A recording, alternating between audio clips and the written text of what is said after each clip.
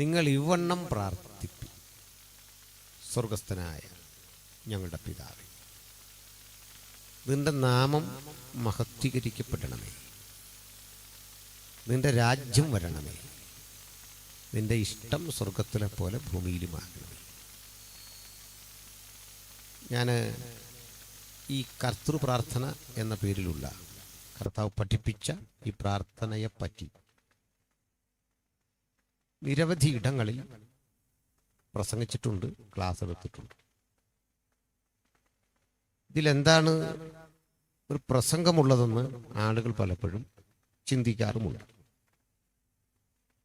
ഞാൻ ആ ഉള്ളടക്കത്തിലേക്ക് വരുന്നതോടൊപ്പം ഈ കാലത്ത് വളരെ പ്രസക്തിയുള്ള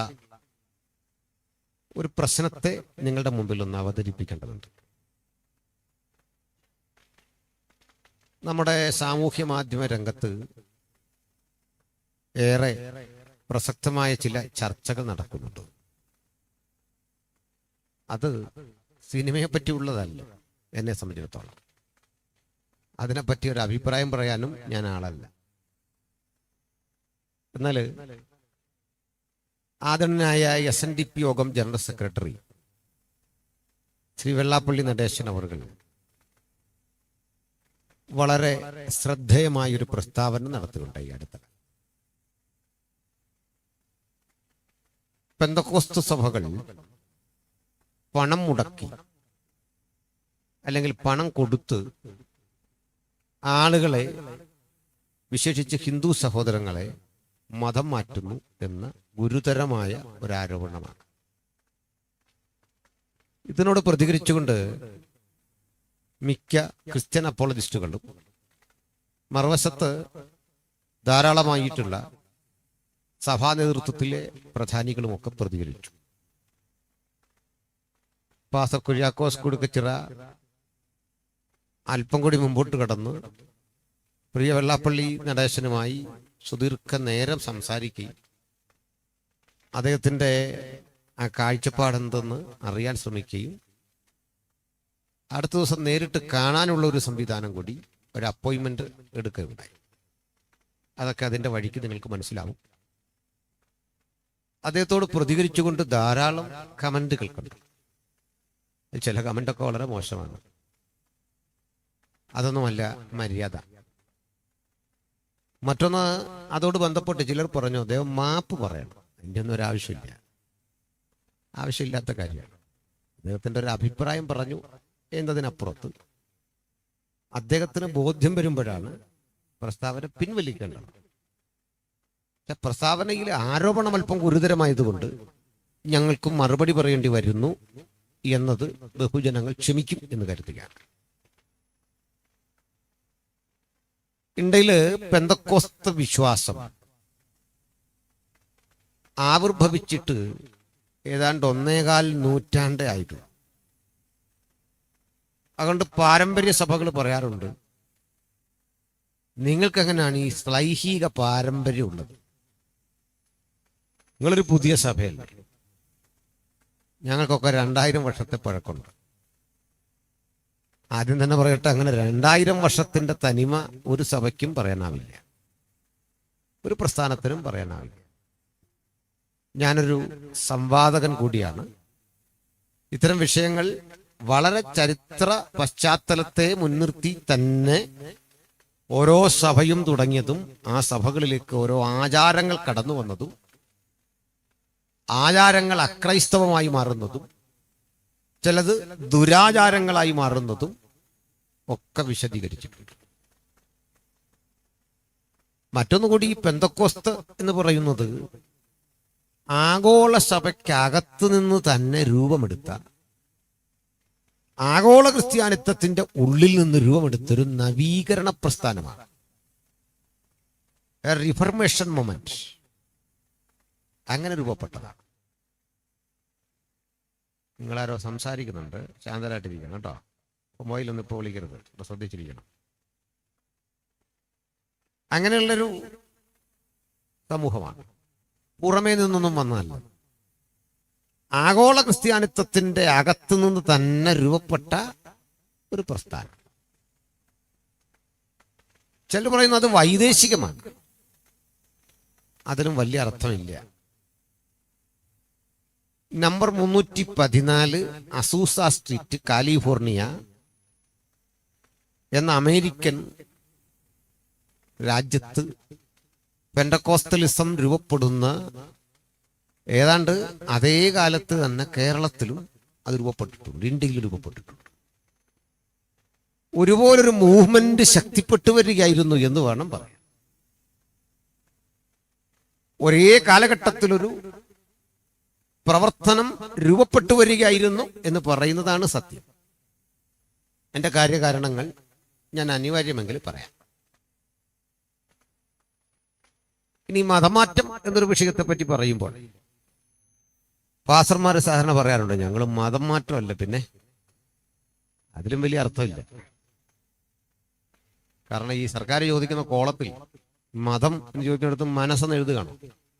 അല്ലല്ല, അത് ക്രിസ്ത്യാനിറ്റിയും തന്നെ എഴുതേണ്ടി വരും അല്ലേ? ചിലർ മതരഹിതരായിട്ടിരിക്കാം, അതിന് തടസ്സമില്ല. എന്നോട് ചോദിക്കുക ഒരു മതം ഉണ്ടോ? ഞാൻ പറയും തീർച്ചയായിട്ടും ഉണ്ട്. അത് ക്രിസ്ത്യാനിറ്റിയാണ്, ഞാൻ അതിന്റെ ഭാഗമാണ്. പക്ഷെ ഞങ്ങളതിനെ മതമായി കാണുന്നില്ല. നിങ്ങൾക്ക് വേണ്ടി കമ്മ്യൂണിക്കേഷൻ എങ്ങനെ പറയാം? അങ്ങനെയാണ്. അപ്പൊ അവരുടെ ഒരു കമ്മ്യൂണിക്കേഷനിൽ പറയണമല്ലോ, അതുകൊണ്ട് മാത്രം. കേവലം ഒരു മനംമാറ്റം മാത്രമാണെങ്കിൽ ഈ മനസ്സൊക്കെ മാറിയിട്ട് പഴയ സ്ഥലത്തേക്ക് വീണ്ടും പോകാൻ പറ്റണം. അത് ഞങ്ങൾ അനുവദിക്കാറില്ല, അവരും പോകാറില്ല. അപ്പോൾ പിന്നെ എന്താ പ്രശ്നം? ഈ മതമാറ്റത്തെ പേടിക്കുന്നതിന് അത് മോശം ഒരു കാര്യമാണ്. അത് ഭരണഘടന നൽകുന്ന അവകാശമാണ്. ഈ രാജ്യത്ത് ഇതുവരെയും മതപരിവർത്തനം നിരോധിച്ചിട്ടില്ല. നിരോധിച്ചിട്ടുള്ളത് നിർബന്ധിത മതപരിവർത്തനമാണ്. പണം കൊടുത്തോ എന്തെങ്കിലും ബാഹ്യസമ്മർദ്ദങ്ങളിലൂടെയോ ഒരാളുടെ മതം മാറ്റിയാൽ അത് നിയമവിരുദ്ധമാണ്. പക്ഷെ ഇതിനൊക്കെ ഇടയ്ക്ക് വേറൊരു കാര്യമുണ്ട്. പണം കൊടുത്ത ആളുകൾ പാർട്ടി മാറ്റുന്നു, അതിന് പ്രശ്നമില്ല. കോടികളാണ് കൊടുക്കുന്നത്, രാഷ്ട്രീയം മാറ്റുന്നു. അതിന്റെ കേസുകൾ ഇപ്പം പലയിടത്തും നടക്കുകയാണ്. ആ വന്ന പണം ഇതിലേ പോയി എന്ന് പോലും ആർക്കും അറിയില്ല. കോടികളാണ് മറിയുന്നത്. അപ്പോൾ ഒരാൾ മതം മാറുമ്പോൾ അത് രാഷ്ട്രതന്ത്രജ്ഞതയുമായി ബന്ധപ്പെട്ട എന്തെങ്കിലും പ്രയാസമുണ്ടാക്കുന്നില്ല. ഈ ശബ്ദമൊക്കെ കുറവാട്ടോ, ഏതെങ്കിലും ഒരു രീതിയിൽ അങ്ങ് ഫിക്സ് ചെയ്യും. അപ്പോൾ രാഷ്ട്രതന്ത്രജ്ഞത, ഒരാൾ പണം വാങ്ങിക്കൊണ്ട് രാഷ്ട്രീയം മാറിയാൽ ഒരു ഭരണത്തെ തന്നെ അട്ടിമറിക്കുന്നു. ആളുകൾ അതിന് പറയുന്ന കുതിരക്കച്ചവടം എന്നാണ്. രാഷ്ട്രീയ ഭാഷ അതാണ്. അതിനെതിരൊന്നും ബില്ല് പാസ്സാകുന്നില്ല. ബില്ല് രൂപപ്പെടുന്നതോ ചർച്ച നടക്കുന്നതോ ഒക്കെ എന്താണ്? മതം മാറ്റം. ഇന്ത്യയില് ലഭ്യമായൊരു കണക്കനുസരിച്ച് 1600-ൽ പരം പാസ്റ്റർമാർ ജയിലിലുണ്ട്. കുറ്റം മതം മാറ്റി. കോടതിയിൽ അത് തള്ളിപ്പോകും. കോടതി തള്ളിപ്പോകാൻ കാരണം എന്താ? ഒരാൾ മതം മാറുന്നെങ്കിൽ അത് അയാളുടെ സ്വാതന്ത്ര്യമാണ്. ഒരാൾക്ക് മതമുള്ളവനായിരിക്കാനോ ക്രിസ്ത്യാനിക്ക് മുസ്ലിം ആകാനോ, അയാൾക്ക് പിറ്റേ ദിവസം ബുദ്ധമതക്കാരനാകാനോ, ബുദ്ധമതക്കാരൻ അടുത്ത ദിവസം ജൈനനാകാനോ ഒന്നും തടസ്സമില്ലാത്തൊരു രാജ്യമായത്. ഒരു തടസ്സമില്ല, അങ്ങനെ ഒരു പ്രശ്നമില്ല. ഈ മതം മാറ്റം ഏറ്റവും അധികം പ്രോത്സാഹിപ്പിച്ചൊരു വ്യക്തിയുണ്ട്. ആരാന്ന് നിങ്ങൾക്കറിയാം? വിശേഷിച്ച് തെറ്റിദ്ധരിക്കരുത്. ഹിന്ദുമതം വിട്ട് ബുദ്ധമതമോ ക്രിസ്ത്യാനിറ്റിയോ സ്വീകരിക്കാൻ പ്രോത്സാഹിപ്പിച്ചൊരു വ്യക്തിയുണ്ട്. അത് വേറെ ആരുമല്ല, ബാബാ സാഹേബ് അംബേദ്കറാണ്. ഭരണഘടനയുടെ ശില്പിയാണ്. അദ്ദേഹം അത് സംബന്ധിച്ചിറക്കിയ പുസ്തകങ്ങൾ പ്രസിദ്ധം ചെയ്യുന്നത് ഗവൺമെന്റാണ്. അതുകൊണ്ട് ഞാൻ അത്തരം പുസ്തകങ്ങളിൽ ഉദ്ധരിച്ചൊരു കാര്യം പറയുമ്പോൾ ഉത്തരവാദിത്വം എനിക്കല്ല, ഗവൺമെന്റിനാണ്. സർക്കാർ പ്രസിൽ നിന്ന് ഭാഷാ ഇൻസ്റ്റിറ്റ്യൂട്ടും ഒക്കെ പുറത്തിറക്കുന്ന അംബേദ്കറുടെ സമ്പൂർണ്ണ കൃതിയുണ്ട്. അത് ഞാൻ ഉദ്ധരിക്കരുത് എന്നുണ്ടെങ്കിൽ ഭരണകൂടം അത് പ്രസിദ്ധീകരിക്കരുത്. അത് പ്രസിദ്ധീകരിച്ച് വില കൊടുത്ത് വാങ്ങി ഞാൻ ഷെൽഫിൽ വെച്ചത് കാണിക്കാനല്ല, അത് പ്രചരിപ്പിക്കാൻ തന്നെയാണ്. എന്താണ് അങ്ങനെ അദ്ദേഹം പറയാനൊരു കാരണം? ആ കാരണത്തിലേക്കൊന്ന് വന്നിട്ട് ഞാൻ വായിച്ച വേദഭാഗത്തിലേക്ക് വരും. സന്തോഷമല്ലേ? ഞാനിങ്ങനെ പറയുന്നതിൽ നിങ്ങൾക്ക് വിരോധമുണ്ടോ? ഇത് ഞാനും ഈ ജെയ്സ് പാണ്ഡനാടും ഒക്കെ ഇത് പറയുന്നു. ഞാനിങ്ങനൊക്കെ പറയുന്ന ഒരാളാണെന്ന് അറിഞ്ഞുകൊണ്ടേ എന്നെ വിളിക്കാവും. പക്കാ ബൈബിളും തന്നെ മാത്രം പറഞ്ഞ് പോകുന്ന ദൈവാസന്മാരുണ്ട്. അത് നല്ലതാണ്. ഓരോരുത്തർക്കും വിളിയും നിയോഗവും ഉണ്ടല്ലേ, ശ്രദ്ധിക്കുക. അപ്പോൾ എന്താണ് പറഞ്ഞത്? നമ്മുടെ രാജ്യം ഇന്ത്യ ഏതെങ്കിലും ഒരു മതത്തിന്റെ രാജ്യമല്ല. മുമ്പും അങ്ങനെ ആയിരുന്നില്ല. ചിലർ പഠിപ്പിക്കുന്ന അങ്ങനല്ല. ഇന്ത്യ പണ്ട് മഹത്തരമായ പാരമ്പര്യമുള്ളൊരു രാജ്യമായിരുന്നു. ആ പാരമ്പര്യത്തെ വൈദേശികർ വന്ന് ആക്രമിച്ച് തകർത്തെന്നും ആ ഇന്ത്യയെ രൂപപ്പെടുത്തി തിരിച്ചെടുക്കലാണ് നമ്മുടെ പദ്ധതി എന്നും ഒക്കെ ആളുകൾ പറയാറുണ്ട്. അത് ചിലർ വീണും പോയിട്ടുണ്ട്. എന്നാൽ മറ്റൊന്നുകൂടി ചേർത്ത് പറയും. ജൂതന്മാര്, ആദ്യം ക്രൈസ്തവര്, പിന്നെ ജൂതന്മാര്, പിന്നെ ഡച്ചുകാര്, പിന്നെ പോർച്ചുഗീസുകാര്, ഇടയ്ക്ക് മുസ്ലിങ്ങള് ഒക്കെ ഈ രാജ്യത്ത് ചേക്കേറിയപ്പോ ഈ രാജ്യം അവരെ കൈക്കൊണ്ടു. അവരെല്ലാം സ്വീകരിച്ചു. ഈ രാജ്യം അത്ര വിശാലമായിരുന്നു. വന്നവരാകട്ടെ ഈ രാജ്യത്തെ നശിപ്പിച്ചു. ഇതും തെറ്റാണ്. ഒരു വിശാലത കൊണ്ടുമല്ല ഈ രാജാക്കന്മാര് വന്നവരെ സ്വീകരിച്ചത്, കച്ചവടത്തിനായിരുന്നു. അതിനും എൻ്റെ പക്കൽ തെളിവുണ്ട്, വ്യക്തമായ തെളിവ്. ഞാൻ ചരിത്രത്തിൽ ഒരു ബിരുദാനന്തര ബിരുദധാരിയാണ്. അത് നിങ്ങൾ തെറ്റിദ്ധരിക്കരുത്. അതും ഫസ്റ്റ് ക്ലാസ്സിലാണ് ഞാൻ ബിരുദാനന്തര ബിരുദം ചരിത്രത്തിൽ പാസ്സായി. ആധികാരികമല്ലാത്ത കൃതികളിൽ നിന്ന് ഉദ്ധരിക്കില്ല. പറയുന്നവയ്ക്ക് തെളിവുണ്ടാകും. ആ തെളിവ് നിരത്താൻ കഴിയുന്നില്ല എങ്കിൽ ഇങ്ങനെ തന്നെ വന്ന് ക്ഷമാപണം നടത്തും.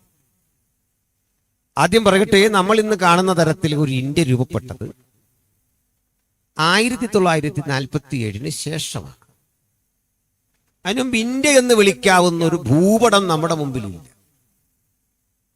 അഥവാ ഉണ്ട് എന്ന് പറയാൻ കഴിയുമെങ്കിൽ ഒരു ഘട്ടത്തിൽ ചന്ദ്രഗുപ്ത മൗര്യൻ ഭരിച്ച ഇന്ത്യ, പിന്നീട് മഹാനായ അശോകൻ ഭരിച്ച ഇന്ത്യ, അതിനുശേഷം അക്ബറും ഹുമയൂണും ഒക്കെ ഭരിച്ച ഇന്ത്യ.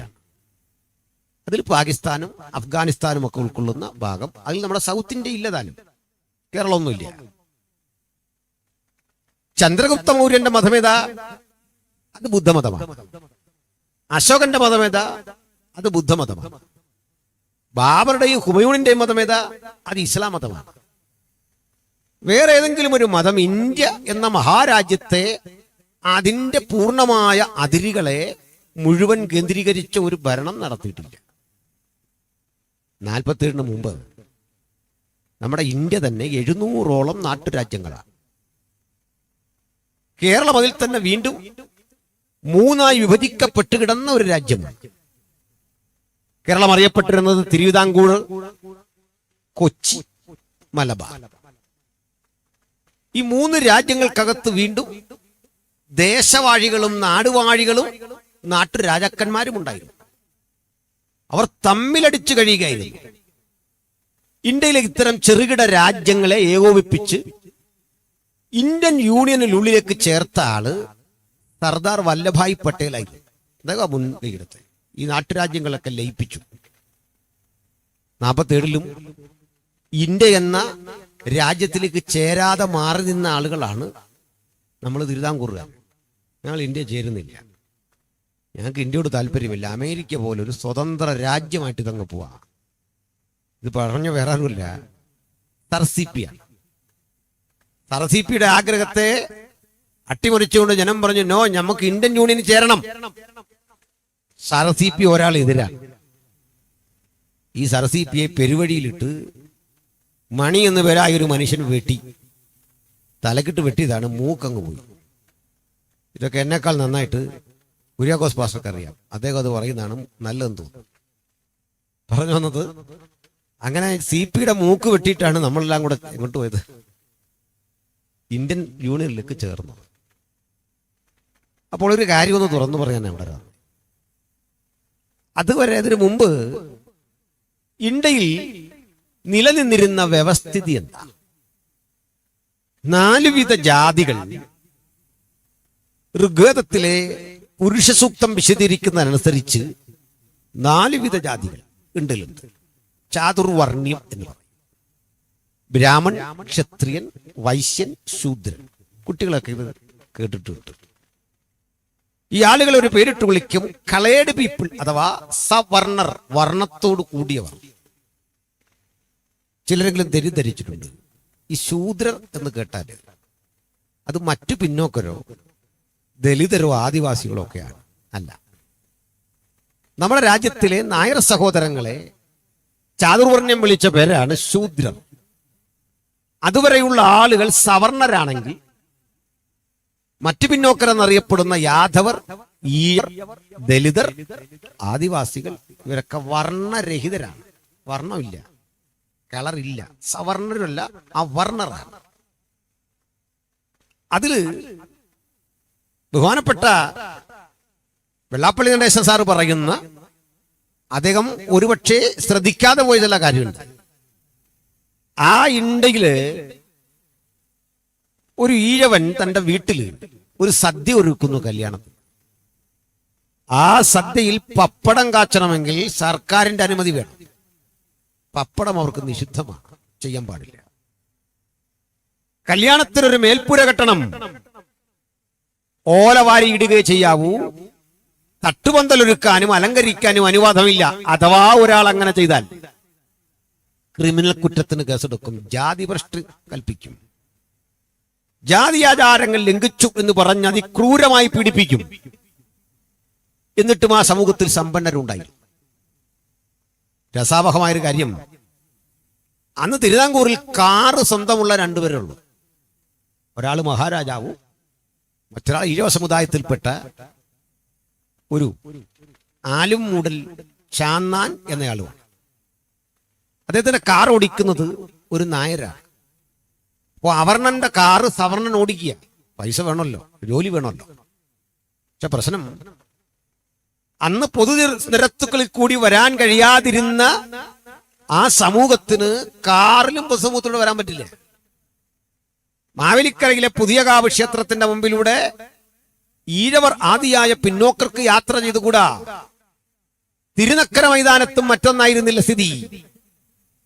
തിരുനക്കര ക്ഷേത്രത്തിന്റെ തൊട്ടുമുമ്പിൽ ഒരു വാർഡുണ്ടായിരുന്നു. ആ ഈഴവര ആദിയായവർക്ക് ഇതുവഴി പോകാൻ അനുവാദമില്ല. തീണ്ടാപ്പലക എന്നതിന് പറയുക. ഉശിരുള്ള ഈഴവക്കുട്ടികൾ ഈ തീണ്ടാപ്പാട് പലക പോക്കിക്കൊണ്ട് മീനച്ചിലാച്ചിൽ ഒഴുക്കിക്കളഞ്ഞു പോടാന്ന് പറഞ്ഞു. അത്തരം ചരിത്രമൊക്കെ നമ്മുടെ നാട്ടിലുണ്ട്.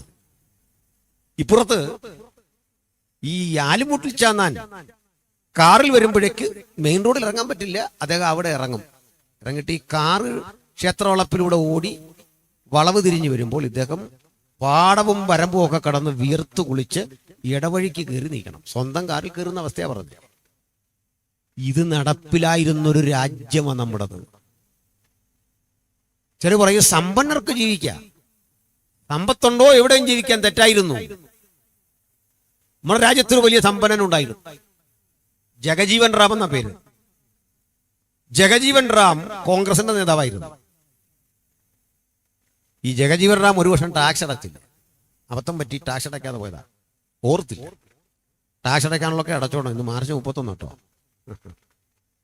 അപ്പോ നമ്മുടെ സാമ്പത്തിക വർഷം തീരുകയാണ്, നാളെയൊക്കെ അടച്ചാൽ മതി. ജഗജീവൻ റാമിനോട് ചോദിച്ചു, സാർ നിങ്ങളെന്താ ടാക്സ് അടയ്ക്കുക? അറിഞ്ഞില്ല. എത്രയാണെന്ന് അറിയണ്ടേ അദ്ദേഹത്തിന് ടാക്സ്? ഒരു വർഷത്തെ 25 ലക്ഷം ഇന്ത്യൻ റുപ്പിയാണ്. നോക്കണം, 25 ലക്ഷം ഇന്ത്യൻ റുപ്പി അടക്കേണ്ട സമ്പന്നനായ ദലിതനെന്ന് ഇന്ത്യയിൽ ഉണ്ടായിരുന്നു. പക്ഷെ പ്രശ്നം എന്താ? സാമൂഹ്യ ശ്രേണിയിൽ ഈ ചാതുർവർണ്ണ്യം മനുഷ്യനെ പല തട്ടിൽ ഇങ്ങനെ വിഭജിച്ചിട്ടിരുന്നു. ഇതിന്റെ ഹാങ് ഓവർ വിട്ട് പുറത്തു വരാത്ത ഒരാളായിരുന്നു ആദരണനായ മഹാത്മജി പോലും. അദ്ദേഹം വൈശ്യനായിരുന്നു. നിങ്ങൾ 1932 പൂന പാക്ട് എന്നൊന്ന് വായിക്കണം. ഞാനിവിടെ വിശദീകരിച്ച് വന്നതെന്നറിയണ്ടേ, ഈ മതം മാറ്റം എന്നൊരു പദത്തെ പറ്റി പറയാനാണ്. 1932 വരെ പൂന പാക്ട് ഗാന്ധിജി മുൻകൈ എടുത്തുകൊണ്ട് ഈർവാഡ ജയിലിൽ മരണം വരെ നിരാഹാരം അനുഷ്ഠിക്കുന്നു എന്ന പ്രചരണം, അതുവരെ ഇന്ത്യയിലെ സ്ഥിതി അറിയണ്ടേ. 1932 വരെ പൂന പാക്ട് ബ്രിട്ടീഷുകാർ ഇന്ത്യ വിട്ടു പോകാൻ തുടങ്ങും. ഇന്ത്യയുടെ ഭരണം ആരെ ഏൽപ്പിക്കണം? ഈ ചർച്ച കൊടുമ്പുരി കണ്ടപ്പോൾ, കണക്കെടുത്തപ്പോൾ മുസ്ലിം ആരാണെന്ന് കണ്ടുപിടിക്കാനായി. അവർക്ക് അവരുടെ ആചാരങ്ങളും അനുഷ്ഠാനങ്ങളും രീതികളുമുണ്ട്. ക്രൈസ്തവരാരെ കണ്ടുപിടിക്കാം. അപ്പോൾ ഒരു ചോദ്യമേറുന്നു, ആരാണൊരു ഹിന്ദു? ആ ചോദ്യത്തിന് ഋഗ്വേദ ഒറ്റ മറുപടി പറയൂ: ബ്രാഹ്മൺ, ക്ഷത്രിയൻ, വൈശ്യൻ, ശൂദ്രൻ. ആട്ടകന്റെ പ്രിയപ്പെട്ട സുഹൃത്തെ, ഏത് പ്രമാണത്തിന്റെ അടിസ്ഥാനത്തിലാണ് മറ്റു പിന്നോക്കരാതിയായ ആളുകൾ ഹിന്ദുവാകുന്നത് എന്ന് വിശദീകരിക്കാൻ കഴിയില്ല. ഏതാണ് അതിന്റെ മാനദണ്ഡം? ഏത് ചരിത്രമാണ് അതിന്റെ ആധാരം? ഓരോ ആധികാരിക രേഖകളിലും ഇതര വ്യക്തികളുടെ സൃഷ്ടിയെപ്പറ്റി പറയുന്നില്ല. 4 പേരുടെ സൃഷ്ടിയെപ്പറ്റി മാത്രമേ അവിടെ പ്രതിപാദ്യമുള്ളൂ. 8 കോടി വരുന്ന യാദവർ ഇന്ത്യ മഹാരാജ്യത്തുണ്ട്. ലക്ഷക്കണക്കിന് വരുന്ന മറ്റു പിന്നോക്കരുണ്ട്. ആദിവാസികളും ദലിതരുമുണ്ട്. ഇവരെ ആര് സൃഷ്ടിച്ചുവെന്ന് ഋഗ്വേദം മിണ്ടുന്നില്ല. അവരെങ്ങനെ ഹിന്ദുവാകും? മനസ്സിലായോ? ചോദ്യം ഉന്നയിച്ച ബഹുമാന്യ സുഹൃത്തെ, അങ്ങനെ ഹിന്ദുവാകും? ഏതാണ് അതിലെ പ്രമാണം? പറയൂ. പിന്നെങ്ങനെ മതം മാറും? ഏത് മതത്തിലായിരുന്നു അങ്ങ്? തെളിവെന്ത്? ഏത് വേദത്തിലെ പേര്? എവിടെയാണ് പ്രതിപാദ്യം? എവിടെയാണ് രേഖ? ഇല്ലെന്ന് തീർത്തു പറഞ്ഞുകൂടാ. അതിലെ കാരണത്തിലൊക്കെ വരാം. 32-ന് ശേഷമുണ്ട്, അതിന് മുമ്പില്ല. 32-ന് മുമ്പ് നടന്ന സംഭവമുണ്ട്. വട്ടമേശ സമ്മേളനം അതിന്റെ പേര്. കുഞ്ഞുങ്ങൾ ശാന്തരായിട്ടിരുന്നേ, അവിടെ അടങ്ങിരി. 1932-ന് മുമ്പ് വട്ടമേശ സമ്മേളനം നടക്കുമ്പോൾ അംബേദ്കർ ആ വട്ടമേശ സമ്മേളനത്തിൽ പറഞ്ഞു, വി ആർ നോട്ട് ഹിന്ദുസ്, ഞങ്ങൾ ഹിന്ദുക്കളല്ല. ജ്യോതിബ ഫുലെ പറഞ്ഞു, ഞങ്ങൾ ഹിന്ദുക്കളല്ല. ഇനി വേണ്ട. SNDP യോഗത്തിന്റെ ആദ്യകാല ജനറൽ സെക്രട്ടറിമാരിൽ ഒരാളായ ഈ മാധവന്റെ ഒരു പുസ്തകത്തിന്റെ പേര് തന്നെ സ്വതന്ത്ര സമുദായം. ഇപ്പോഴും ആ പുസ്തകം കിട്ടും. കൊല്ലത്തെ മൈത്രി ബുക്സ് പുറത്തിറക്കുന്ന ആ പുസ്തകത്തിന്റെ ടൈറ്റിൽ തന്നെ മറ്റൊന്നുകൂടി പറയുന്നു, ഈഴവർ ഹിന്ദുക്കളല്ല. പറയുന്ന ഞാനല്ല, അനിൽ കൊടുത്തോട്ടോ അല്ല, ഈ മാധവൻ, ഞങ്ങൾ ഹിന്ദുക്കളല്ല. മഹത്തായ വൈക്ക സത്യാഗ്രഹം നടക്കുമ്പോൾ അതുമായി ബന്ധപ്പെട്ടുള്ള ആലോചനകളിൽ ചർച്ചകൾക്കൊടുവിൽ മഹാനായ മദൻ മോഹൻ മാളവ്യ നമ്മുടെ നാട്ടിൽ വന്നു. മദൻ മോഹൻ മാളവ്യ ഉച്ചത്തിൽ വിളിച്ചു പറഞ്ഞ അവസാനം ജയ് ശ്രീറാം. തൊട്ടുമുമ്പിൽ കെട്ടിരുന്ന ഈഴ സമുദായത്തിൽപ്പെട്ട സഹോദരൻ അയ്യപ്പൻ അവിടെ നിന്ന് തിരിച്ചു പ്രതികരിച്ചു, ജയ് രാവണ. ഭയങ്കര ശബ്ദമായി. അദ്ദേഹം പറഞ്ഞു, സാർ, ഇപ്പോൾ രാജ്യം ഭരിക്കുന്ന ബ്രിട്ടീഷുകാരല്ലേ? ബ്രിട്ടീഷുകാരുടെ രാജാവിന്റെ പേര് ജോർജ് എന്നല്ലേ? ജോർജ് രാജ്യം പോയിട്ട് രാമരാജ്യം വന്നാൽ ഞങ്ങൾക്കെന്ത് നേട്ടം? അപ്പൊ ജോർജിന്റെ രാജ്യവും രാമന്റെ രാജ്യവും നമ്മളെ വ്യത്യാസം എന്ത്? ഈ ചോദ്യങ്ങൾ ഉന്നയിച്ച മഹാശകന്റെ പേരാ സഹോദരൻ അയ്യപ്പൻ. മിശ്രഭോജനങ്ങളിലൂടെ, പന്തിഭോജനങ്ങളിലൂടെ ജാതിക്കെതിരെ നിലപാടെടുത്ത ഒരു തത്വ സംഹിതയാണ് നമുക്കവിടെ കാണാൻ സാധിക്കുന്നത്. 32-ലെ ഈ ചർച്ചകൾക്കൊടുവിൽ മഹാത്മജി ഒരു അപകടം മണത്തു. ബ്രിട്ടീഷുകാർ പോകുമ്പോഴേക്കും മുഹമ്മദ് അലി ജിന്ന ഇന്ത്യ ഭരിക്കും. കാരണം ഭൂരിപക്ഷം മുസ്ലിങ്ങളാണ്. കണക്കനുസരിച്ച് ഈ 4 ഗ്രൂപ്പ് ഇപ്പുറത്തുള്ളെങ്കിൽ ജിന്ന ഇന്ത്യ ഭരിക്കും. തന്ത്രശാലിയായ മഹാത്മജി ബാക്കി മുഴുവൻ ആളുകളെയും ഹിന്ദു ലിസ്റ്റിൽപ്പെടുത്തി. മനസ്സിലാകുന്നുണ്ടോ? അങ്ങനെ ആ മറ്റു പിന്നോക്കരും ദലിതരുമൊക്കെ 1932-ന് ശേഷം മാത്രമാണ് ഈ ലിസ്റ്റിനകത്ത് കടന്നത്. മനസ്സിലായോ? 32-ന് ശേഷം. അതിന്റെ പേരാ പൂന പാക്ട്, പൂന കരാർ. പൂന പാക്ടിന് മുമ്പ് വളരെ ന്യൂനപക്ഷമായി ഈ 4 കളേഡ് പീപ്പിൾ ഒഴികെ വേറെ ആരുമില്ല. ഞാനല്ല പറയുന്നത്, ചരിത്രമാണ് പറയുന്നത്. വീണ്ടും പറയട്ടെ, ഈ പൂന പാക്ട് അതിനകത്ത് ഇവരെ എല്ലാം ചേർക്കുമ്പോൾ അംബേദ്കർ വീണ്ടും പറഞ്ഞു, ഞങ്ങളെ ചേർക്കരുത് പ്ലീസ്, ഞങ്ങൾ ഇതിലല്ല. അതുകൊണ്ട് അദ്ദേഹം പ്രതിഷേധിച്ച 5 ലക്ഷം വരുന്ന അനുഗാമികളെയും കൊണ്ട് ബുദ്ധമതം സ്വീകരിക്കുന്നു. ഞങ്ങളിതിലില്ല. ഇല്ലെന്ന് പറയാൻ കാരണം ഇതാ, എന്നെപ്പറ്റി രേഖയൊന്നും അതിലില്ല. എന്നല്ലേ, എനിക്കിവിടെ ഒന്നും പോയി ദൈവസങ്കല്പങ്ങളെ കാണാൻ പറ്റില്ല. എന്നെ കണ്ടാൽ അസ്പർശ്യത തോന്നുകയാണെങ്കിൽ ഞാൻ എന്തിനിവിടെ പോകണം? അദ്ദേഹം ഫൈറ്റ് ചെയ്തു. അപ്പോൾ ഗാന്ധിജി പറഞ്ഞു, അങ്ങനല്ല, നമ്മൾ ഒറ്റക്കെട്ടായിട്ട് നിൽക്കണം, നമുക്ക് ഒന്നിച്ചു നിൽക്കണം. പറഞ്ഞ് അവസാനം ഈർവാട ജയിലിൽ ഗാന്ധിജി നിരാഹാരം. അംബേദ്കർ പറഞ്ഞു, അങ്ങ് നിരാഹാരം അനുഷ്ഠിക്കുകയോ ഒക്കെ ചെയ്തു, പക്ഷെ ഞാൻ ഇതിൽ ഉറച്ചു നിൽക്കും. അവസാനം വൈകാരികമായി അദ്ദേഹം പ്രസംഗിച്ചൊരു കാര്യമുണ്ട്, ഗാന്ധിജിയുടെ ജീവൻ അപകടത്തിലാ, കാരണം മരണം വരെ ഞാൻ ഉപവസിക്കും. രസാവകമായ ഒരു കാര്യം കേൾക്കണ്ടേ, ബ്രിട്ടീഷുകാർ ഇന്ത്യ വിട്ടു പോകാൻ പോലും ഗാന്ധിജി മരണം വരെ ഉപവസിച്ചിട്ടില്ല. ഉപവസിച്ചത് തന്റെ സമൂഹം, ജാതീയമായി ചിതറിക്കിടക്കുന്ന മനുഷ്യര് തന്റെ മതബോധത്തിലേക്ക് ഒന്നിക്കണം എന്ന് പറഞ്ഞാണ് അദ്ദേഹം ഉപവസിച്ചത്. അംബേദ്കർ വൈകാരികമായി പറഞ്ഞു, നിങ്ങൾ ആ വിളക്കുകാലിൽ എന്നെ കെട്ടിത്തൂക്കിയിടുക, തല്ലിക്കൊന്നു, ഞാൻ പുറകോട്ടില്ല. അവസാനം ഗാന്ധിജിയുടെ ജീവൻ അപകടത്തിൽ. അത് വിശരിച്ചു പോയാൽ നമ്മുടെ ഉള്ളടക്കം പറയാൻ നേരം കിട്ടൂല, ഒറ്റ വാക്കിൽ ഇങ്ങനെ തീർക്കുക. ഇതൊക്കെ ഞാൻ വീഡിയോ ചെയ്ത് വോളിയം കണക്കിന് ഇട്ടിട്ടുണ്ട്, കണ്ടാൽ മതി സമയം പോലെ. അപ്പോൾ അന്നുണ്ടാക്കിയൊരു ലിസ്റ്റ് അനുസരിച്ച് ബുദ്ധിസ്റ്റുകളും ജൈനന്മാരും ബാക്കി സകലരെയും ഈ പേരിൽ ഉൾപ്പെടുത്തി. അവർക്ക് തന്നെ അറിയില്ല അത് ഹിന്ദുവാണോ, തങ്ങൾ എന്തുകൊണ്ട് ഇങ്ങനെയാകുന്നു അറിയില്ല, പ്രമാണങ്ങളിലൊന്നും അതില്ല. അങ്ങനെയുള്ള ജനത ലയിച്ചിട്ടും ലയിക്കാതെ ഈ സമൂഹത്തിൽ കിടക്കുമ്പോ ഇന്ത്യയിലേക്ക് വന്ന മിഷനറിമാരെന്തു ചെയ്തു? വിദ്യ വിലക്കപ്പെട്ട, അക്ഷരം നിഷേധിക്കപ്പെട്ട ആളുകൾക്ക് വിദ്യയുടെ അറിവിന്റെ പുത്തൻ വഴികൾ മുമ്പോട്ട് വെച്ചു കൊടുത്തു. അതെനിക്കൊന്ന് കൃത്യമായി വിശദീകരിക്കാനുണ്ട്. ഈ രാജ്യത്ത് ദൈവസങ്കല്പങ്ങളിൽ അഞ്ഞിട്ടല്ല, ആ ദൈവസങ്കല്പങ്ങൾ മോശമാണെന്ന് പറയാനുമല്ല ഞാൻ നിൽക്കുന്നത്. ഓരോ പ്രവൃത്തിക്കും ദൈവസങ്കല്പങ്ങളുള്ള മഹത്തരമായ ചിന്താധാര ഇവിടെ ഉണ്ട്, എനിക്ക് സംശയമൊന്നുമില്ല. ഇവിടെ നളന്തയുണ്ട്, തക്ഷശിലയുണ്ട്, പൗരാണികന്മാരായ സയന്റിസ്റ്റുകൾ ഈ രാജ്യത്തുണ്ട്. വൈദ്യശാസ്ത്ര രംഗത്ത് ഗവേഷക പ്രാധാന്യമുള്ള വലിയ ചിന്തകൾ രൂപപ്പെട്ടിട്ടുണ്ട്. ഗണിതശാസ്ത്രജ്ഞനായ ആര്യഭടനുണ്ട്, വാഗ്ഭടാനന്ദനുണ്ട്. നമ്മുടെ നാട്ടിലേക്ക് വീണ്ടും നിന്നാൽ സുശ്രുതനെ പോലെയുള്ള വൈദ്യന്മാരുണ്ട്. ചരകനും ധന്വന്തരിയുണ്ട്, ചരക സംഹിതയും ധന്വന്തരിയുടെ പഠനങ്ങളുമുണ്ട്. മാത്രല്ല വിദ്യാഭ്യാസത്തിനൊരു ദേവത തന്നെ ഉണ്ട്. അത് നമുക്ക് മാത്രമല്ല, ഗ്രീസിലുമുണ്ട്, മിനർവ എന്നായിരുന്നു പേര്. അതിനെ ട്യൂട്ടോറിയലും മറ്റും മിനർവ എന്ന് പേരിടുന്നു. എന്റെ പ്രശ്നം ഇതൊന്നും അല്ലെന്നേ, കാര്യം ഇതൊക്കെ ഉണ്ടെങ്കിലും ഇവരാരും ആനിക്കൊടുത്തോട്ടത്തിന് വിദ്യ തന്നില്ല. മനസ്സിലായോ? എന്നെപ്പോളവന് പഠിക്കാൻ പറ്റിയില്ല. എനിക്ക് ഇത് പറയാനൊരു കോംപ്ലക്സും ഇല്ല, ഒരു ബുദ്ധിമുട്ടുമില്ല. ഞാൻ അക്ഷരം പഠിച്ചത് മഹാനായ നമ്മുടെ ബെഞ്ചമിൻ ബെയ്ലി കോട്ടയത്ത് വന്ന ശേഷം എനിക്ക് പഠിക്കാൻ സാധിച്ചത്. ഞാൻ ബെഞ്ചമിൻ ബെയ്ലിയെ ആരാധിക്കണോ ബഹുമാനിക്കണോ, ഈ പറയപ്പെട്ട കക്ഷികളോട് പ്രതിപത്തി പുലർത്തണോ? ഇത്രയും സിമ്പിള കാര്യം, പണമല്ല കാര്യം. തീർച്ചയായും ഞാൻ മതപരിവർത്തനം ചെയ്ത് യേശുവിനെ സ്വീകരിച്ച ആളാ, വിഷയമൊന്നും വേണ്ട. എനിക്കെന്റെ റീസൺസ് ഉണ്ട്, എന്റെ കാരണം. ആ കാരണങ്ങളിൽ ഒന്ന് പറയാൻ എനിക്കൊരു കോംപ്ലക്സും ഇല്ല. നിങ്ങളങ്ങനെ അടിച്ചേൽപ്പിച്ചാൽ അപകർഷതാബോധം വരുന്ന ആളുമല്ല ഞാൻ.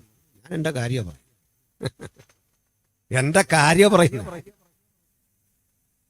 അടുത്ത കാലത്ത് കേട്ടില്ലേ കർവാപ്പസി? എന്നോട് രാഹുൽ ഈശ്വർ പറഞ്ഞാണ്, കർവാപ്പസി നിങ്ങളെല്ലാം തിരിച്ചു വരണം. ഞാൻ പറഞ്ഞു, മിസ്റ്റർ രാഹുൽ, ചാതുർവർണ്ണ്യത്തിന്റെ 4 അളവിലും പെടാത്ത ഞാൻ നിങ്ങളുടെ അരിയിലേക്ക് വന്നാൽ നിങ്ങൾ എന്നെ ആരായിട്ടാ തിരിച്ചെടുക്കുന്നേ? ബ്രാഹ്മണായിട്ടാ, ക്ഷത്രിയനായിട്ടാ, വൈശ്യനായിട്ടാ, ശൂദ്രനായിട്ടാ? എന്റെ ജോലി എന്താ? എന്റെ പണി എന്താ? അപ്പോഴേ ഇവിടെ ചില ശുദ്ധീകരണമൊക്കെ ആവശ്യമുണ്ടെന്നേ, അതൊക്കെ പോയി ചെയ്യ്. ഇവിടെ നടക്കേണ്ട ചില അനിവാര്യതകളുണ്ട്. അത്തരം ചില ശുദ്ധീകരണത്തിന് മതം വശംവദമാകുന്നില്ലെങ്കിൽ മതത്തിന്റെ ആചാരങ്ങളെ ദുരാചാരം എന്ന് പറയും. അത് പറഞ്ഞും തിരിച്ചറിഞ്ഞുമാണ് എന്നെപ്പോലുള്ളവർ യേശു ക്രിസ്തുവിനെ സ്വീകരിച്ചത്. അങ്ങനെ യേശുവിനെ സ്വീകരിച്ച ഒരാളെങ്കിലും ഇവിടെ ഉണ്ട്. ഹല്ലേലൂയ. അഭിമാന പുരസ്സരം പറയണം, പണം വാങ്ങിയല്ല, പണം കൊടുത്താ ഞങ്ങൾ യേശുവിനെ സേവിക്കുന്നു. ഹല്ലേലൂയ. അഭിമാന പുരസ്സരം പറയണം. യോഗം നടക്കുന്ന പണം സ്വോത്രകാഴ്ചയൊക്കെ ഇട്ടാ ഇനി ഇവിടെ പാത്രമൊന്നുമില്ല, പാസ്റ്ററെ കണ്ടിട്ടേ പോകാവുള്ളൂ, നടത്തണ്ടേ? അങ്ങനെയാ. ഞങ്ങൾ ആളുകളെ സ്നാനപ്പെടുത്താറുണ്ട്. കുര്യാക്കോസ് പാസ്റ്ററെ അല്ലെ സാനി പാസ്റ്ററെ, നമ്മൾ ഈ സ്നാനപ്പെടുത്തിയിട്ട് ആർക്കെങ്കിലും കാശ് കൊടുക്കുമോ? അപ്പോക്കോ നിങ്ങൾ അറിയാത്തൊരു രഹസ്യം പറയാം. ആ സ്നാനപ്പെട്ടവൻ ഞങ്ങൾക്കൊരു വണ്ടിക്കൂലി ഇങ്ങോട്ട് തരും. ഇവരാരും ഇത് പറയാത്ത കുഴപ്പം. കുര്യാക്കോസ് പാസ്റ്റർ പ്രായത്തിലായി ഇന്ന് വരെ ഈ സത്യം പറഞ്ഞിട്ടില്ല. ഞാൻ ആദ്യം പറഞ്ഞു, വെള്ളത്തിൽ പിടിച്ചതിനെ മുക്കും. അവനതെല്ലാം കഴിഞ്ഞ് ഞങ്ങളൊന്ന് പ്രാർത്ഥിച്ചു കഴിയുമ്പം, അല്ലേ പാസ് അവിടെ നിന്ന് കറങ്ങാതിരിക്കാൻ ഇങ്ങോട്ട് കിട്ടുമെന്ന് ഇച്ചിരി പൈസ. നിങ്ങളോട് ഇത് ആരാ പറഞ്ഞ പണം കൊടുത്തതാണ്? ഏതും പോരാതെ ഞങ്ങളാണോ കൊടുക്കുന്നത്? നിങ്ങൾ തെറ്റിദ്ധരിക്കരുത്, ഞങ്ങൾ പാസ്റ്റർമാര്. മനസ്സിലാകുന്നുണ്ടാ? അപ്പൊ തിരിച്ചു വരാം. അപ്പോഴ് ഈ പണം കൊടുത്തു ആളെ മാറ്റി എന്ന് പറയേണ്ട കാര്യം, ഞങ്ങൾക്കൊരു മൂല്യം കൊടുക്കാനുണ്ട്. വ്യക്തതയാർന്നൊരു കാര്യം സമൂഹത്തിന് കൊടുക്കാനുണ്ട്. ഇവിടെ നിലനിന്നിരുന്ന ഇത്തരം ദുരാചാരങ്ങളുടെ അടിവേരറുത്തു മാറ്റിക്കൊണ്ടാണ് നസ്രയനായ യേശുവിന്റെ സുവിശേഷം ഈ രാജ്യത്ത് സ്ഥാപിക്കപ്പെട്ടത്. ഹല്ലേലൂയ. ഞാൻ അടുത്ത കാലത്ത് അവിടത്ത് പ്രസംഗിച്ചപ്പോൾ പറഞ്ഞു, അഞ്ചരക്കണ്ടി എന്നൊരു എസ്റ്റേറ്റ് ഉണ്ട് അങ്ങ് കണ്ണൂർ. ഇപ്പൊ നമ്മുടെ ധർമ്മടം ടീച്ചറിന്റെ, ശൈല ടീച്ചറിന്റെ നാടാണ് അതിൻ്റെ അടുത്ത് അല്ലേ? ആ എയർപോർട്ടൊക്കെ ഉള്ളതിൻ്റെ അടുത്താണ്.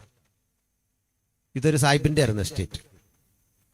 അവിടേക്ക് ആളുകളെ പിടിച്ചുകൊണ്ടുപോയി അതിക്രൂരമായിട്ട് ആക്രമിച്ച് പീഡിപ്പിക്കുമ്പോൾ നീക്കക്കള്ളിയില്ലാത്ത കുറെ അടിമകൾ അവിടുന്ന് ചാടി. അവർക്ക് പൊതുനിരത്തിൽ കൂടെ ഒന്നും വരാൻ പറ്റില്ല. പൊതുസ്ഥലങ്ങളിൽ കൂടി നടക്കാനാവാതെ ആഴ്ചകൾ കൊണ്ട് നടന്ന് കാല് തേഞ്ഞു പൊട്ടി കഷ്ടപ്പെട്ട് പലരും മൃഗങ്ങളുടെ ആക്രമണത്തിനിരയായി ഒടുക്കം വന്ന് ചേർന്ന സ്ഥലമാണ് ഹൈറേഞ്ചിന്റെ അടിവാരം. ഇന്ന് നമ്മൾ മുണ്ടക്കൈ എന്ന് വിളിക്കുന്ന സ്ഥലം.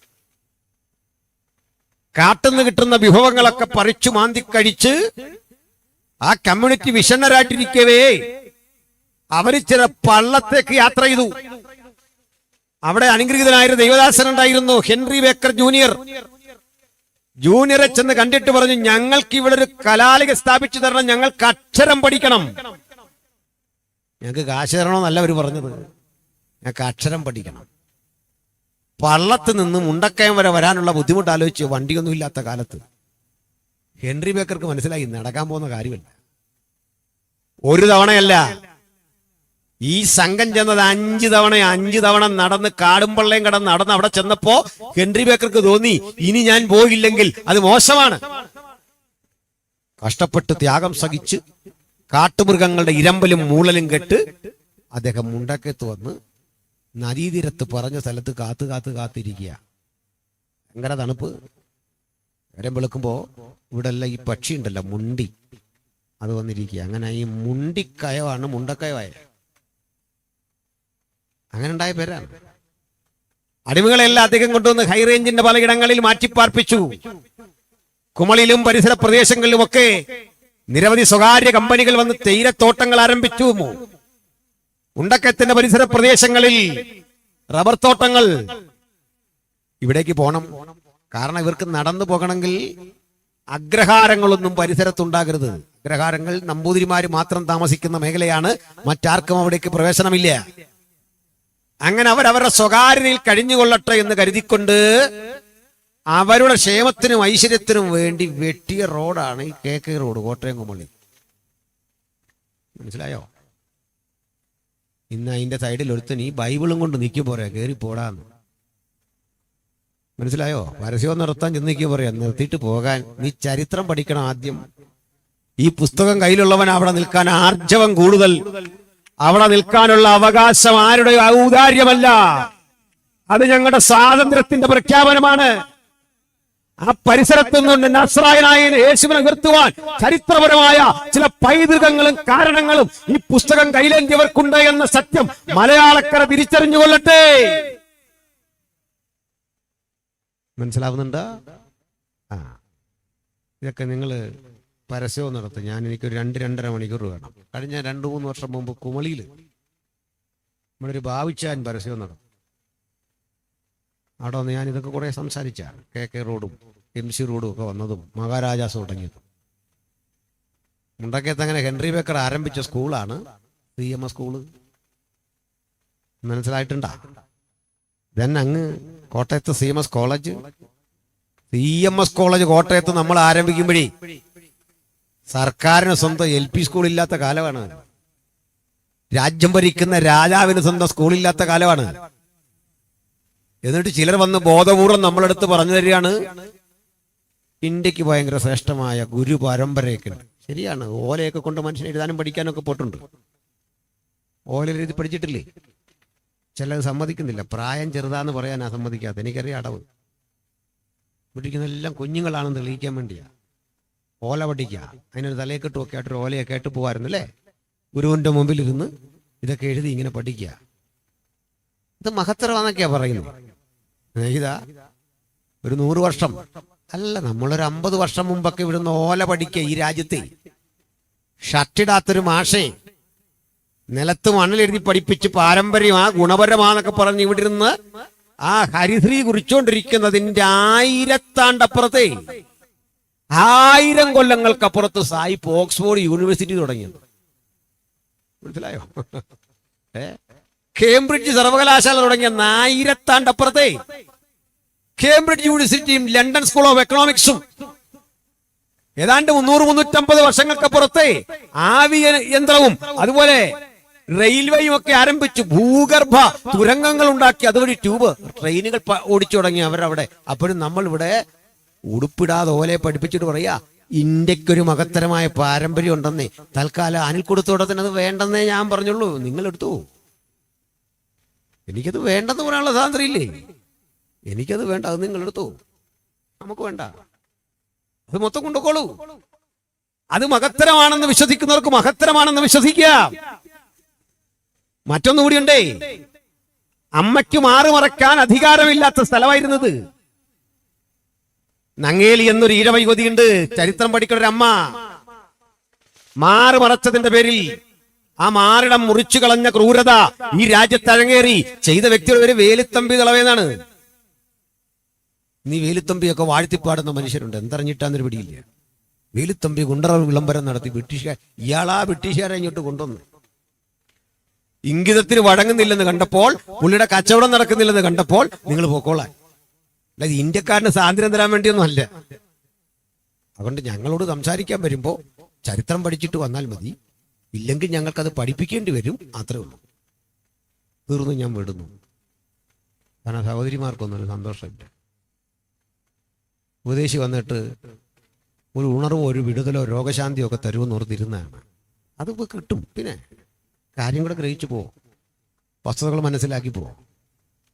ശല്യം പറയാണ്ട് നിങ്ങൾ എന്തിനാ ഇതൊക്കെ പറയുന്നത്? ഞാൻ പറയുന്നത് ഭരണഘടന തരുന്ന സ്വാതന്ത്ര്യമാണ്. നിങ്ങൾ ഉപയോഗിക്കാത്തവരുടെ കുഴപ്പമാണ്. നമുക്ക് മാത്രമേ ഉള്ളൂ അങ്ങനെ ഇങ്ങനെ പറയണമെന്നല്ല. തിട്ടൂര് എവിടെയെങ്കിലും ഉണ്ടോ? അങ്ങനെയൊന്നുമില്ല. നമ്മൾ മാത്രം പറയുമ്പോൾ ഇങ്ങനെ അടങ്ങി ഒതുങ്ങി അതൊന്നുമില്ല. ഇത് രാജഭരണമൊന്നുമല്ല. ഹല്ലേലൂയ, സ്തോത്രം. അപ്പോ ഇവിടേക്ക് ക്രിസ്ത്യാനിറ്റി വന്ന് പഠിപ്പിച്ച ഉദാത്തമായ കാര്യങ്ങളുണ്ട്. മറ്റൊരു ആരോപണം ഉള്ളത് നമ്മൾ ഈ സായിപ്പിന്റെ വശമാണ്. അങ്ങനെയൊന്നും അല്ലെന്നേ. ഈ സായിപ്പിനെ മിഷനറിയെ ഞങ്ങൾ രണ്ടായിട്ടാണ് കാണാം. സായിപ്പ് വന്ന് എന്തിനാ? കച്ചവടത്തിന് തേക്കുംതടി കൊണ്ടുപോകാൻ, ചന്ദനത്തടി കൊണ്ടുപോകാൻ, നമ്മുടെ ഉൽപ്പന്നം കൊണ്ടുപോകാൻ. സായിപ്പിനെ കൊണ്ടുവന്നാരാ? ഒരു ദിവസം രാവിലെ സായിപ്പ് പോയേക്കാന്ന് പറഞ്ഞു വന്നല്ല. സായിപ്പിയോട് വരുമ്പോ കൈനീട്ടി സ്വീകരിച്ചത് ഈ രാജ്യത്തിലെ രാജാക്കന്മാരാ. 108 വിധ കരം പിരിച്ചു മാർത്താണ്ഡവർമ്മയെ പോലുള്ള രാജാക്കന്മാര്. 7 കോഴ അംഗം ചുങ്കം കരങ്ങളുടെ പേരാ. തലക്കരം, മുലക്കരം, നടക്കരം, കൊടിക്കരം, 108 വിധ കരം. ഞാൻ ആഗസ്റ്റ് 15 പ്രസംഗം പറഞ്ഞിട്ടുണ്ട്, അതിൽ കിടപ്പുണ്ട് ഇതെല്ലാം. ഇത്രയും കരം പിടിച്ച് മനുഷ്യരെ നട്ടല്ലൊടിച്ചുകൊണ്ടിരിക്കുമ്പോഴാ ഈസ്റ്റ് ഇന്ത്യ കമ്പനി വരുന്നത്. പിന്നെ ഇവര് കൂടി നിന്നങ്ങ് പിരിച്ചു. ഇവിടെ ആർക്കും ഗുണം വരാൻ ചെയ്തല്ല ഇവര്. ഈസ്റ്റ് ഇന്ത്യ കമ്പനി വരും മുമ്പ് ഇന്ത്യ ഭരിച്ച രാജാക്കന്മാരും നമ്മളെ ചൂഷണം ചെയ്യുകയായിരുന്നു. അല്ലാതെ മാനം മര്യാദയ്ക്ക് ഇവിടെ ഒരു രാജാവും ഭരിച്ചിട്ടില്ല. ഉണ്ടെങ്കിൽ പേര് പറഞ്ഞാൽ മതി. പിന്നെ പ്രസംഗിക്കുന്നത് ഇവരെ ഔദാര്യത്തെ പറ്റിയാ. ഇവര് വലിയ ദയാലുവായിരുന്നു. അതിനിപ്പോ എന്താ? ഇപ്പൊ നമ്മുടെ ഭരണാധികാരികളെ ചൂണ്ടിക്കാണിച്ചിട്ടൊരാൾ നമ്മുടെ മുഖ്യമന്ത്രി വലിയ ഔദാര്യമുള്ളതാണ്, അല്ലെ പ്രധാനമന്ത്രിക്ക് ഔദാര്യം. ഔദാര്യം വേണ്ട മാഷേ, ഇവിടെ അവകാശമുണ്ട്. അതാ ഞാൻ ചോദിക്കുന്നത്. ഔദാര്യം കൈവച്ചു, അത് നല്ലതാണ്. അത് മനുഷ്യന്റെ വ്യക്തിപരമായ സ്വഭാവമാണ്. അവകാശം എന്നുണ്ട്, അത് വേറെയാ. അത് കിട്ടുന്നത് ഇന്ത്യ റിപ്പബ്ലിക് ആയി കഴിഞ്ഞ. എന്നോട് ചോദിച്ചാൽ ഞാൻ പറയും 47 ശേഷമുള്ള ഇന്ത്യയാണ് ഞാൻ ബഹുമാനിക്കുന്നത്, സ്നേഹിക്കുന്നത്. അതിനു മുമ്പുള്ള ഇന്ത്യ അല്ല. അതിനു മുമ്പുള്ള ഇന്ത്യയിൽ ഞാൻ വെറും പ്രജയായിരുന്നു, നിങ്ങൾ വെറും പ്രജയായിരുന്നു. അതിനുശേഷമുള്ള ഇന്ത്യയിൽ ഞാൻ അധികാരമുള്ള പൗരനായി. പൗരൻ കിട്ടിയ വ്യത്യാസം.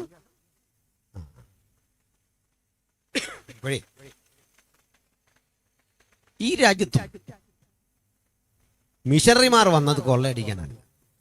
അവർക്ക് അവിടേക്കുള്ള സ്വത്ത് വിറ്റിട്ടാണ് ത്യാഗം സഹിച്ച് ഇവിടെ വന്ന് ഈ പണിയെല്ലാം എടുത്തത്. ചിലർ ഇവരെ തന്നെ മരിച്ചടങ്ങി. ഒരു പിടി മണ്ണും കൊണ്ടുപോയില്ല, ഒരു തരി പൊന്നും കൊണ്ടുപോയില്ല, ഒരു ഉറുപ്പിക ഇവിടുന്ന് കൊണ്ടുപോയില്ല. വലിയ സൗകര്യങ്ങൾ ജീവിച്ച മിഷണറിമാർ തോമസ് നോട്ടനും ബെഞ്ചമിൻ ബെയ്ലിയും വില്യം കേരിയും ഒക്കെ ഈ രാജ്യത്ത് വന്ന് നമുക്ക് വേണ്ടി പൊരുതി മരിച്ചടങ്ങിയായിരുന്നു. നമുക്ക് വിദ്യാഭ്യാസം നൽകാൻ, നമ്മളെ പരിഗണിക്കാൻ. അവരാണ് വ്യാകരണം ഉണ്ടാക്കിയത്. നിങ്ങൾക്കറിയണ്ടേ, ഇന്ത്യയിലെ 85 പരം ഭാഷകളിൽ നിഘണ്ടു ഉണ്ടാക്കിയത് യേശുവിന്റെ അനുഗാമികളായ മിഷണറിമാരായിരുന്നു. 125 ഭാഷകൾക്ക് വ്യാകരണമുണ്ടാക്കി ക്രമീകൃതമാക്കിയത് യേശുവിന്റെ അനുഗാമികളായ മിഷണറിമാരായിരുന്നു. ഈ രാജ്യത്തെ രൂപപ്പെടുത്തി ഇന്ന് കാണുന്ന അളവിലേക്ക് ആധുനികതയുടെ മനുഷ്യാവകാശങ്ങളുടെ വഴിത്താരകൾ സൃഷ്ടിച്ചുകൊണ്ട് മനുഷ്യരാശിക്ക് മാറ്റം വരുത്തിയ ഉജ്ജ്വലമായ സന്ദേശം നസ്രയനായ യേശുക്രിസ്തുവിന്റെ സുവിശേഷമായിരുന്നു.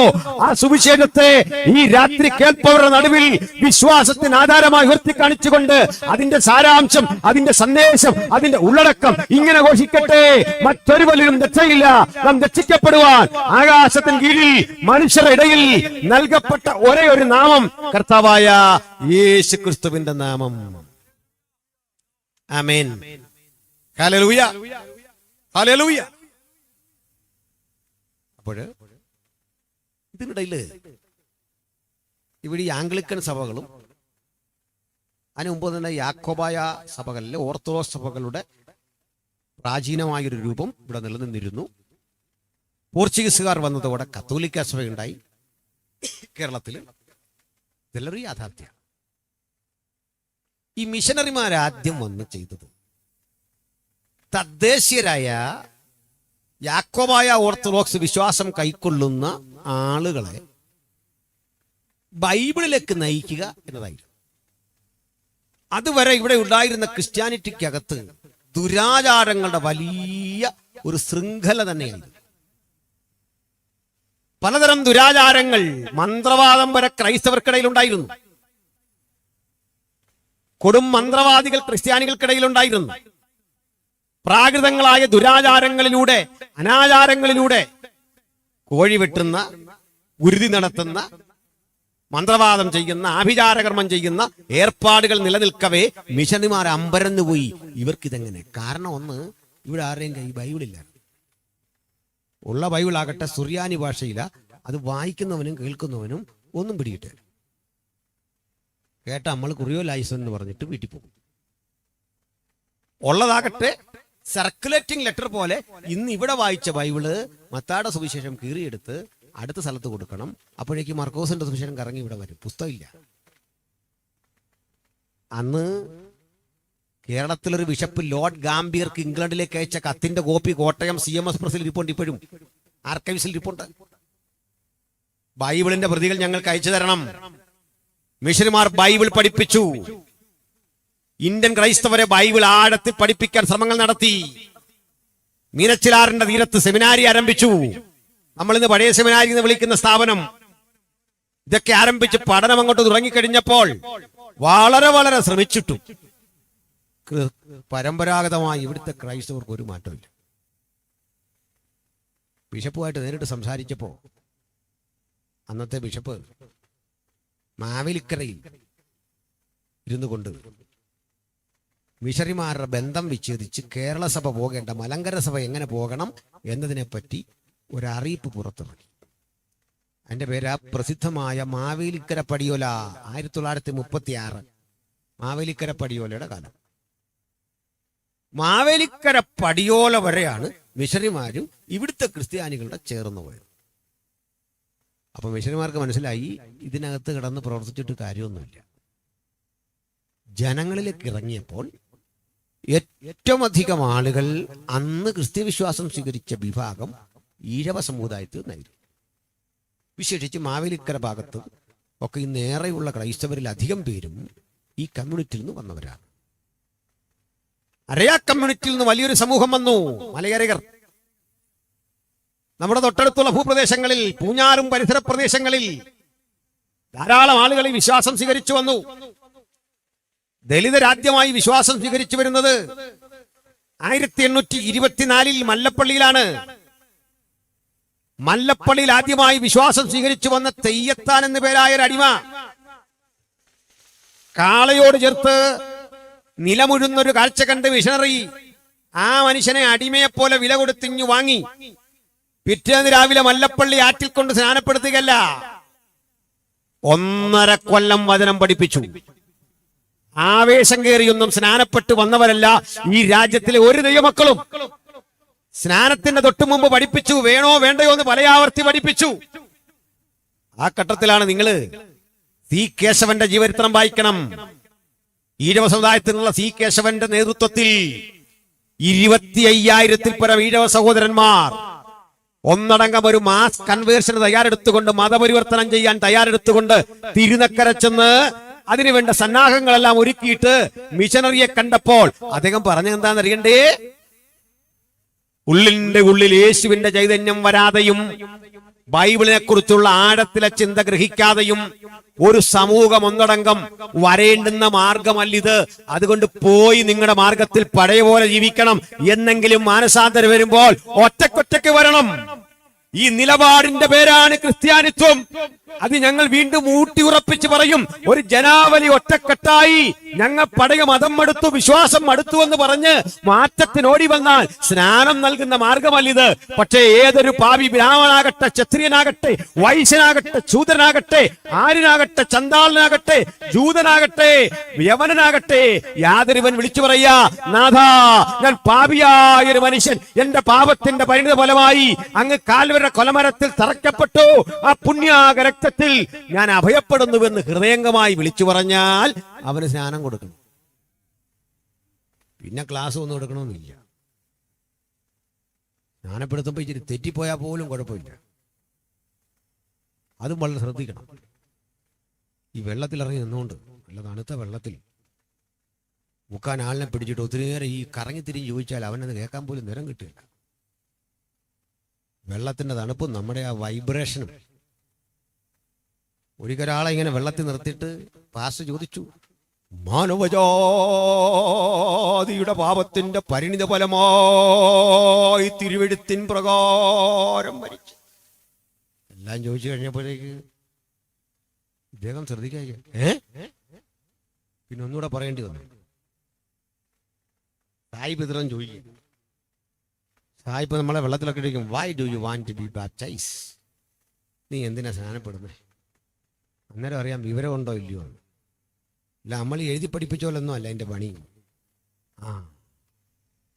അപ്പോഴാ പുള്ളി മുക്കുന്നത് ഇങ്ങനെ. അവരിങ്ങനെ പലപ്പോഴും മുക്കുന്നത്. നമ്മളാ ഈ മനുഷ്യനെ നടുപൊടിയുമ്പോൾ ഇങ്ങനെ പിടിച്ചൊരു മുക്ക്. ഞാൻ ആളുകളെ ഇങ്ങനെയാ മുക്കുന്നത്. അപ്പോൾ എന്നോടൊരു വികാസൻ പ്രായമുള്ള രാജാൻ ചോദിച്ചു, എടാ നീ എന്താ കുഞ്ഞെ അങ്ങനെ മുക്കും? ഞാൻ പറഞ്ഞത് എൻ്റെയും അവരുടെയും ആരോഗ്യത്തിനതാ നല്ലത്. നമ്മൾ രണ്ടും കൂടെ മുങ്ങേണ്ടി വരില്ലേ. അപ്പൊ അച്ചാൻ പറഞ്ഞു, കുഞ്ഞെ അങ്ങനല്ല, ഇത് മരണ പുനരുത്ഥാനങ്ങളോട് ഏകീഭവിക്കുക. ക്രിസ്തുവിന്റെ മരിച്ചെങ്ങനെ അടക്കുന്ന മലർത്തി ഇങ്ങനെ അടക്കുന്നു, അവൻ വെള്ളത്തിൽ നിന്ന് ഉയർക്കുന്നു. രൂപകാർത്ഥത്തിലാ പറഞ്ഞല്ല, ശരിയോ? അപ്പൊ ഞാനൊന്ന് ക്ലിയർ ആകാൻ വേണ്ടി ചോദിച്ചു. അത് ശരി. അപ്പൊ വെള്ളം, ശവക്കുഴി, മുക്കുന്ന ആള് ശവം അടക്കുന്നു, മുങ്ങുന്നവൻ ശവം പൊങ്ങുമ്പോൾ ഉയർക്കുന്നു. ഇതല്ലേ അച്ഛൻ പറഞ്ഞു? അതെ. പക്ഷെ ഏത് രാജ്യത്തെ ഈ ശവക്കുഴിക്കകത്ത് ഇറങ്ങി നിന്ന് നടക്കുന്നു എന്ന് പറ. എന്നോട് അച്ഛൻ പറയാ, നീ ഒരു അഹങ്കാരിയാന്ന് വന്നപ്പോഴെനിക്ക് തോന്നിയാണ്. നമ്മൾ കാര്യം പറഞ്ഞേ ഉള്ളൂ. ഇന്നുവരെ എനിക്ക് എന്റെ മറുപടി കിട്ടിയിട്ടില്ല. Dip into the water, അതാണ് സ്നാനം. സ്നാനപ്പെടുമ്പം വെള്ളത്തിൽ പൂർണ്ണമായി മുങ്ങണമെന്ന്. തളിച്ചു വിട്ടാൽ അത് സ്നാനമാവില്ല. മനസ്സിലായില്ലേ? Dip into the water. മുങ്ങണം. സന്തോഷമല്ലേ? ആ, തിരിച്ചു വരാം. അപ്പോഴേ ഇതൊക്കെ പറയുമ്പോഴും ഈ ചർച്ചകൾ ഇങ്ങനെ ശക്തിപ്പെട്ട് കേരളത്തിൽ വരുമ്പോൾ ഈ ചർച്ചകളിലൊരു പൊതു പ്രശ്നം, എല്ലായിടത്തും ഒരുതരം മാന്യം, അന്നും ഒരു മാന്യം. കാരണം പ്രസംഗിക്കുന്നു, പാടുന്നു, ഒരു പാട്ടുമൊക്കെ പാടി വചന സന്തോഷമൊക്കെ ഉണ്ടെങ്കിലും ആ സന്തോഷത്തിൽ ഒരു പ്രചോദനത്തിന്റെ കുറവ്. അങ്ങനെ ഇരിക്കെ ഈ തമിഴ്നാട്ടിൽ നിന്നൊരു ഉപദേശി കൊട്ടാരക്കരയ്ക്കടുത്ത് പ്രസംഗിക്കാൻ. തമിഴ്നാട്ടിൽ വന്ന ഉപദേശിയെ കണ്ട് പേരൊന്നും ആളുകൾ ചോദിച്ചില്ല. നമ്മൾ തന്നെ ഒരു പേര് പുള്ളിക്കാൻ കിട്ടും, പാണ്ടിക്കാരൻ ഉപദേശി. ഞാൻ പറഞ്ഞല്ലെന്നത് DC പ്രസിദ്ധം ചെയ്യുന്ന പുസ്തകത്തിലുള്ള കാര്യമാണ്. വിവരവും വെളിവില്ലാത്ത സാധനം DC പബ്ലിക്കേഷൻ പുറത്തിറക്കുമോ? അതിൽ കിടക്കുന്ന പേരാ ഞാൻ പറഞ്ഞത്. പാണ്ടിക്കാരൻ ഉപദേശി പ്രസംഗിക്കാൻ നിൽക്കും. പ്രസംഗം അങ്ങോട്ട് ആരംഭിച്ചൊരു 10 മിനിറ്റ് കഴിയുമ്പോൾ കേൾവിക്കാർ വല്ലാത്ത വിധത്തിൽ അവിടെ നിന്ന് വിറയ്ക്കുക. വചനം അതിന്റെ ശക്തിയോടെ വരുമ്പോൾ ചിലർ എഴുന്നേറ്റ് നിന്ന് കരയുക, ചിലർ ഉച്ചത്തിൽ കരയുക. ചുരുക്കി പറഞ്ഞ കരച്ചിലും ഏറ്റുപറച്ചിലും ക്ഷമാപണവും ഒക്കെ നടക്കുക. ഈ ആവേശം വരുമ്പോഴേക്ക് ഈ പാണ്ടിക്കാരുടെ ബുദ്ധി ഇങ്ങനൊരു ആക്ഷൻ കാണിക്കും. ഇതറിഞ്ഞ ആൾക്കാർ എന്ന് പറഞ്ഞു, ഈ ഉപദേശിയുടെ ഏതാണ്ടൊരു പൊടിയുണ്ട്, ആ പൊടി വാരി എറിയുമ്പോഴാ ആളുകൾ ഇളകുന്നു. ഇപ്പൊ ഈ വിചാരണ ചെയ്ത പുരോഹിതൻ ചോദിച്ചു, അതെന്തോ പൊടിയാ? ഒന്നാം പറഞ്ഞു, അതിന്റെ പേരാ പാണ്ടിപ്പൊടി. എന്തൊക്കെയായിരുന്നു ഇവിടെ ഇതറിയാൻ വേണ്ടി തിരുമേനി വന്നു, പള്ളിക്കകത്തൊക്കെ കയറി പ്രസംഗിക്കുക. പുള്ളി ഇപ്പൊ ഇതൊന്നും തിരക്കില്ല, ആരുടെ പള്ളിയാന്ന് പറഞ്ഞിട്ട് അങ്ങോട്ടും കയറി പ്രസംഗിക്കും. ആളുകൾക്ക് വലിയ മാനസാന്തരം. പുകവലി ഉപേക്ഷിക്കുന്നു, മദ്യപാനം ഉപേക്ഷിക്കുന്നു, വെറിക്കുത്തുകളെല്ലാം ഉപേക്ഷിക്കുന്നു, പാപങ്ങൾ ഏറ്റുപറഞ്ഞ് കരയുന്നു. അച്ഛനും പുരോഹിതനും എല്ലാം അറിഞ്ഞ ആകപ്പാടെ വിഷയമായി. അങ്ങനെ വന്നിതൊന്ന് കേൾക്കാമെന്ന് ഓർത്തിരുന്നപ്പോണ്ട് അച്ഛൻ എഴുന്നേറ്റ് കരയുക. നടന്ന സംഭവ. കന്നീറ്റുണർവ് എന്നൊക്കെ പറഞ്ഞ് പഠിക്കണം. കന്നീറ്റുണർവ്, പൂവത്തൂർ ഉണർവ്. എന്തായിരുന്നു ഈ ഉണർവ്? അന്നേരം മനസ്സിലാകും ഇന്ന് നമ്മുടെ ന്യൂ ജനറേഷൻ പിള്ളേർ ഇതിൻ്റെ വഴി ഇങ്ങനെ കാണിച്ചു കിടക്കുന്ന സാധനം അല്ലത്. വ്യാപരിക്കട്ടെ വ്യാപരിക്കട്ടെ എന്ന് പറഞ്ഞ് കുട്ടിയെടുപ്പ് ഇട്ടുണ്ട് ഇതിൽ ഓടുന്ന സംഗതി അല്ല ഉണർവ്. ഉണർവ് അന്തരാത്മാവിലുണ്ടാകുന്നു. വലിയ മാറ്റം, മാനസാന്തരം, കണ്ണീരൊഴുക്കാൻ, പാവങ്ങളെ ഏറ്റുപറയാൻ ഹൃദയത്തിന്റെ ഉള്ളിൽ രൂപപ്പെടുന്ന ഒരു വ്യഗ്രത അന്ന് രൂപപ്പെട്ടു. അതൊരു സായിപ്പും കൊണ്ടൊന്നുമല്ല, ഇന്ത്യൻ ഒറിജിനാ, ഇന്ത്യയിൽ രൂപപ്പെട്ടതാണ്. ഇതേ സമയത്ത് പണ്ഡിത രമാബായി സരസ്വതിയുടെ മുക്തി മിഷനിൽ ഉണർവ് രൂപപ്പെട്ടു. നമ്മുടെ രാജ്യത്തിലേക്ക് തമിഴ്നാട്ടിൽ നിന്ന് കുടിയേറിയ ഒരു വലിയ നായർ തറവാടി ഉണ്ടായിരുന്നു. അയ്യാപിള്ള എന്നാണ് പേര്. അയ്യാപിള്ള മാനസാന്തരപ്പെട്ടു, യേശുവിനെ രക്ഷിതാവായി സ്വീകരിച്ചു. പേർ ജോൺ അയ്യാപിള്ള എന്നാക്കി. ജോൺ അയ്യാപിള്ള സാറിന്റെ മകന്റെ പേരാണ് നമ്മൾ ശാരോന്തമാച്ചാൻ വിളിക്കുന്ന ഡോക്ടർ PJ തോമസ്. ശാരോന്തമാച്ചൻ അന്നത്തെ കാലത്ത് ഇംഗ്ലീഷ് സാഹിത്യത്തിലെ PhD. മനസ്സിലാക്കണം. അങ്ങനെ ഒരാൾ വരുമ്പോഴേക്ക് മറുവശത്തൊരു തമിഴ് ബ്രാഹ്മണനായ AR തങ്കയ്യ അതിശയം യേശുവിനെ രക്ഷിതാവായി സ്വീകരിച്ചു. അദ്ദേഹത്തിന്റെ മകനാ നമ്മൾ അറിയുന്ന പരേതനായ PAV സാം. ART അതിശയം അപ്പന്റെ പേര്. അപ്പൊ ഏതെല്ലാം മണ്ഡലങ്ങളിൽ നിന്ന് ആളുകൾ വന്നു നിങ്ങൾക്കറിയണ്ടേ? പ്രിയപ്പെട്ടവരെ, മനസ്സിലാക്ക്. പെന്തക്കോസ്ത് സഭകളെ കുറിച്ച് ആൾക്ക് വേണ്ടത്ര ഗ്രാഹ്യമില്ലെങ്കിൽ പറയാം. സ്വർഗരാജ്യം സകലവിധ മത്സ്യങ്ങളും കയറുന്നൊരു വലയോട് സദൃശ്യമെന്ന് ചോദിച്ചാൽ അതിന്റെ ഉത്തരം തേടി വേറെങ്ങും പോകണ്ട. അടുത്ത കാലം വരെ അസംബ്ലീസ് ഓഫ് ഗോഡ് എന്നറിയപ്പെടുന്ന മഹാപ്രസ്ഥാനത്തെ നയിച്ച, അതിന്റെ സൗത്ത് ഇന്ത്യയുടെ മുഴുവൻ ചുമതല വഹിച്ച സൂപ്രണ്ടിന്റെ പേര് റവറണ്ട് അബ്ദുൽ കരീം എന്നായിരുന്നു. ഇസ്ലാം മത വിശ്വാസം വിട്ട് യേശുവിനെ സ്വീകരിച്ച അബ്ദുൽ കരീം എന്ന കർത്തൃദാസൻ ജീവിതത്തിന്റെ കഠിന ശോധനകൾക്ക് കടന്നുപോയി. ലോകത്തിലെ ഏറ്റവും വലിയ പ്രസ്ഥാനമായ പെന്തക്കോസ്ത് സഭയായ അസംബ്ലീസ് ഓഫ് ഗോഡിന്റെ ഇന്ത്യയിലെ പ്രമുഖനായ നേതാവായി തീർന്നെങ്കിൽ ഈഴവ സമുദായത്തിൽ നിന്ന് നിരവധി ആളുകൾ ഈ മഹാപ്രസ്ഥാനത്തിന് നെടുനായകത്തിലേക്ക് എത്തിയിട്ടുണ്ട്. അവരെ തിരിച്ചറിയാനാവാതെ ഈ സമൂഹത്തിന്റെ മുഖ്യധാരയിൽ ലയിച്ചേർന്നു. സുദീർഘവർഷം IPC നയിച്ച ജോൺ സുന്ദർ റാവു എന്നൊരു കർത്തൃദാസൻ ഉണ്ടായിരുന്നു. ആന്ധ്രാപ്രദേശിലെ ഒരു ദലിത് കുടുംബത്തിൽ ജനിച്ചു വളർന്ന അതിസാധാരണക്കാരന്. എല്ലാ തരത്തിലും എല്ലാ മണ്ഡലങ്ങളും പറ്റ മനുഷ്യര് മാനവികതയുടെ ഒരുമയുടെ സ്നേഹത്തിന്റെ തണലിൽ ഒരുമിച്ച് കൂടിക്കൊണ്ടന്നാക്കി തീർത്ത മഹത്തരമായ ചിന്താധാരയാണ് ഈ വിശ്വാസം മുമ്പോട്ട് വെച്ചത്. ഇന്നും അതിന്റെ പിന്നിൽ ആളുകൾ അണിനിരക്കുമ്പോൾ അതിന്റെ പിന്നിലെ പ്രചോദനം പണമല്ല സുഹൃത്തേ, മറിച്ച് യേശുവിന് വേണ്ടി ത്യാഗമനുഷ്ഠിക്കാനുള്ള ഹൃദയത്തിന്റെ വിശാലതയാണെങ്കിൽ അതേ ക്രിസ്തു അതേ ബലത്തോടെ അതേ ചൈതന്യത്തോടെ ഈ രാത്രി നമ്മുടെ മധ്യത്തിലും പ്രവർത്തിച്ചുകൊണ്ടിരിക്കുക. യേശുവിന് കഴിവുള്ളവരെ അല്ലെന്ന് വേണ്ട. അവിടുന്ന് തിരഞ്ഞെടുത്ത ശിഷ്യന്മാരുടെ ഒക്കെ സ്വഭാവം അറിയാം. വിവരവും ഇല്ല, പഠിപ്പും ഇല്ല, വെളിയും ഇല്ലാത്ത 12 പേരെ യേശു തിരഞ്ഞെടുത്തു കഴിഞ്ഞ് ചാർജായി കേട്ടോ. അത് വേറെ കാര്യം. നമ്മളെല്ലാം ഇങ്ങനെ അരുതെന്ന് സമ്മതിക്കാൻ മനസ്സില്ലല്ലേ.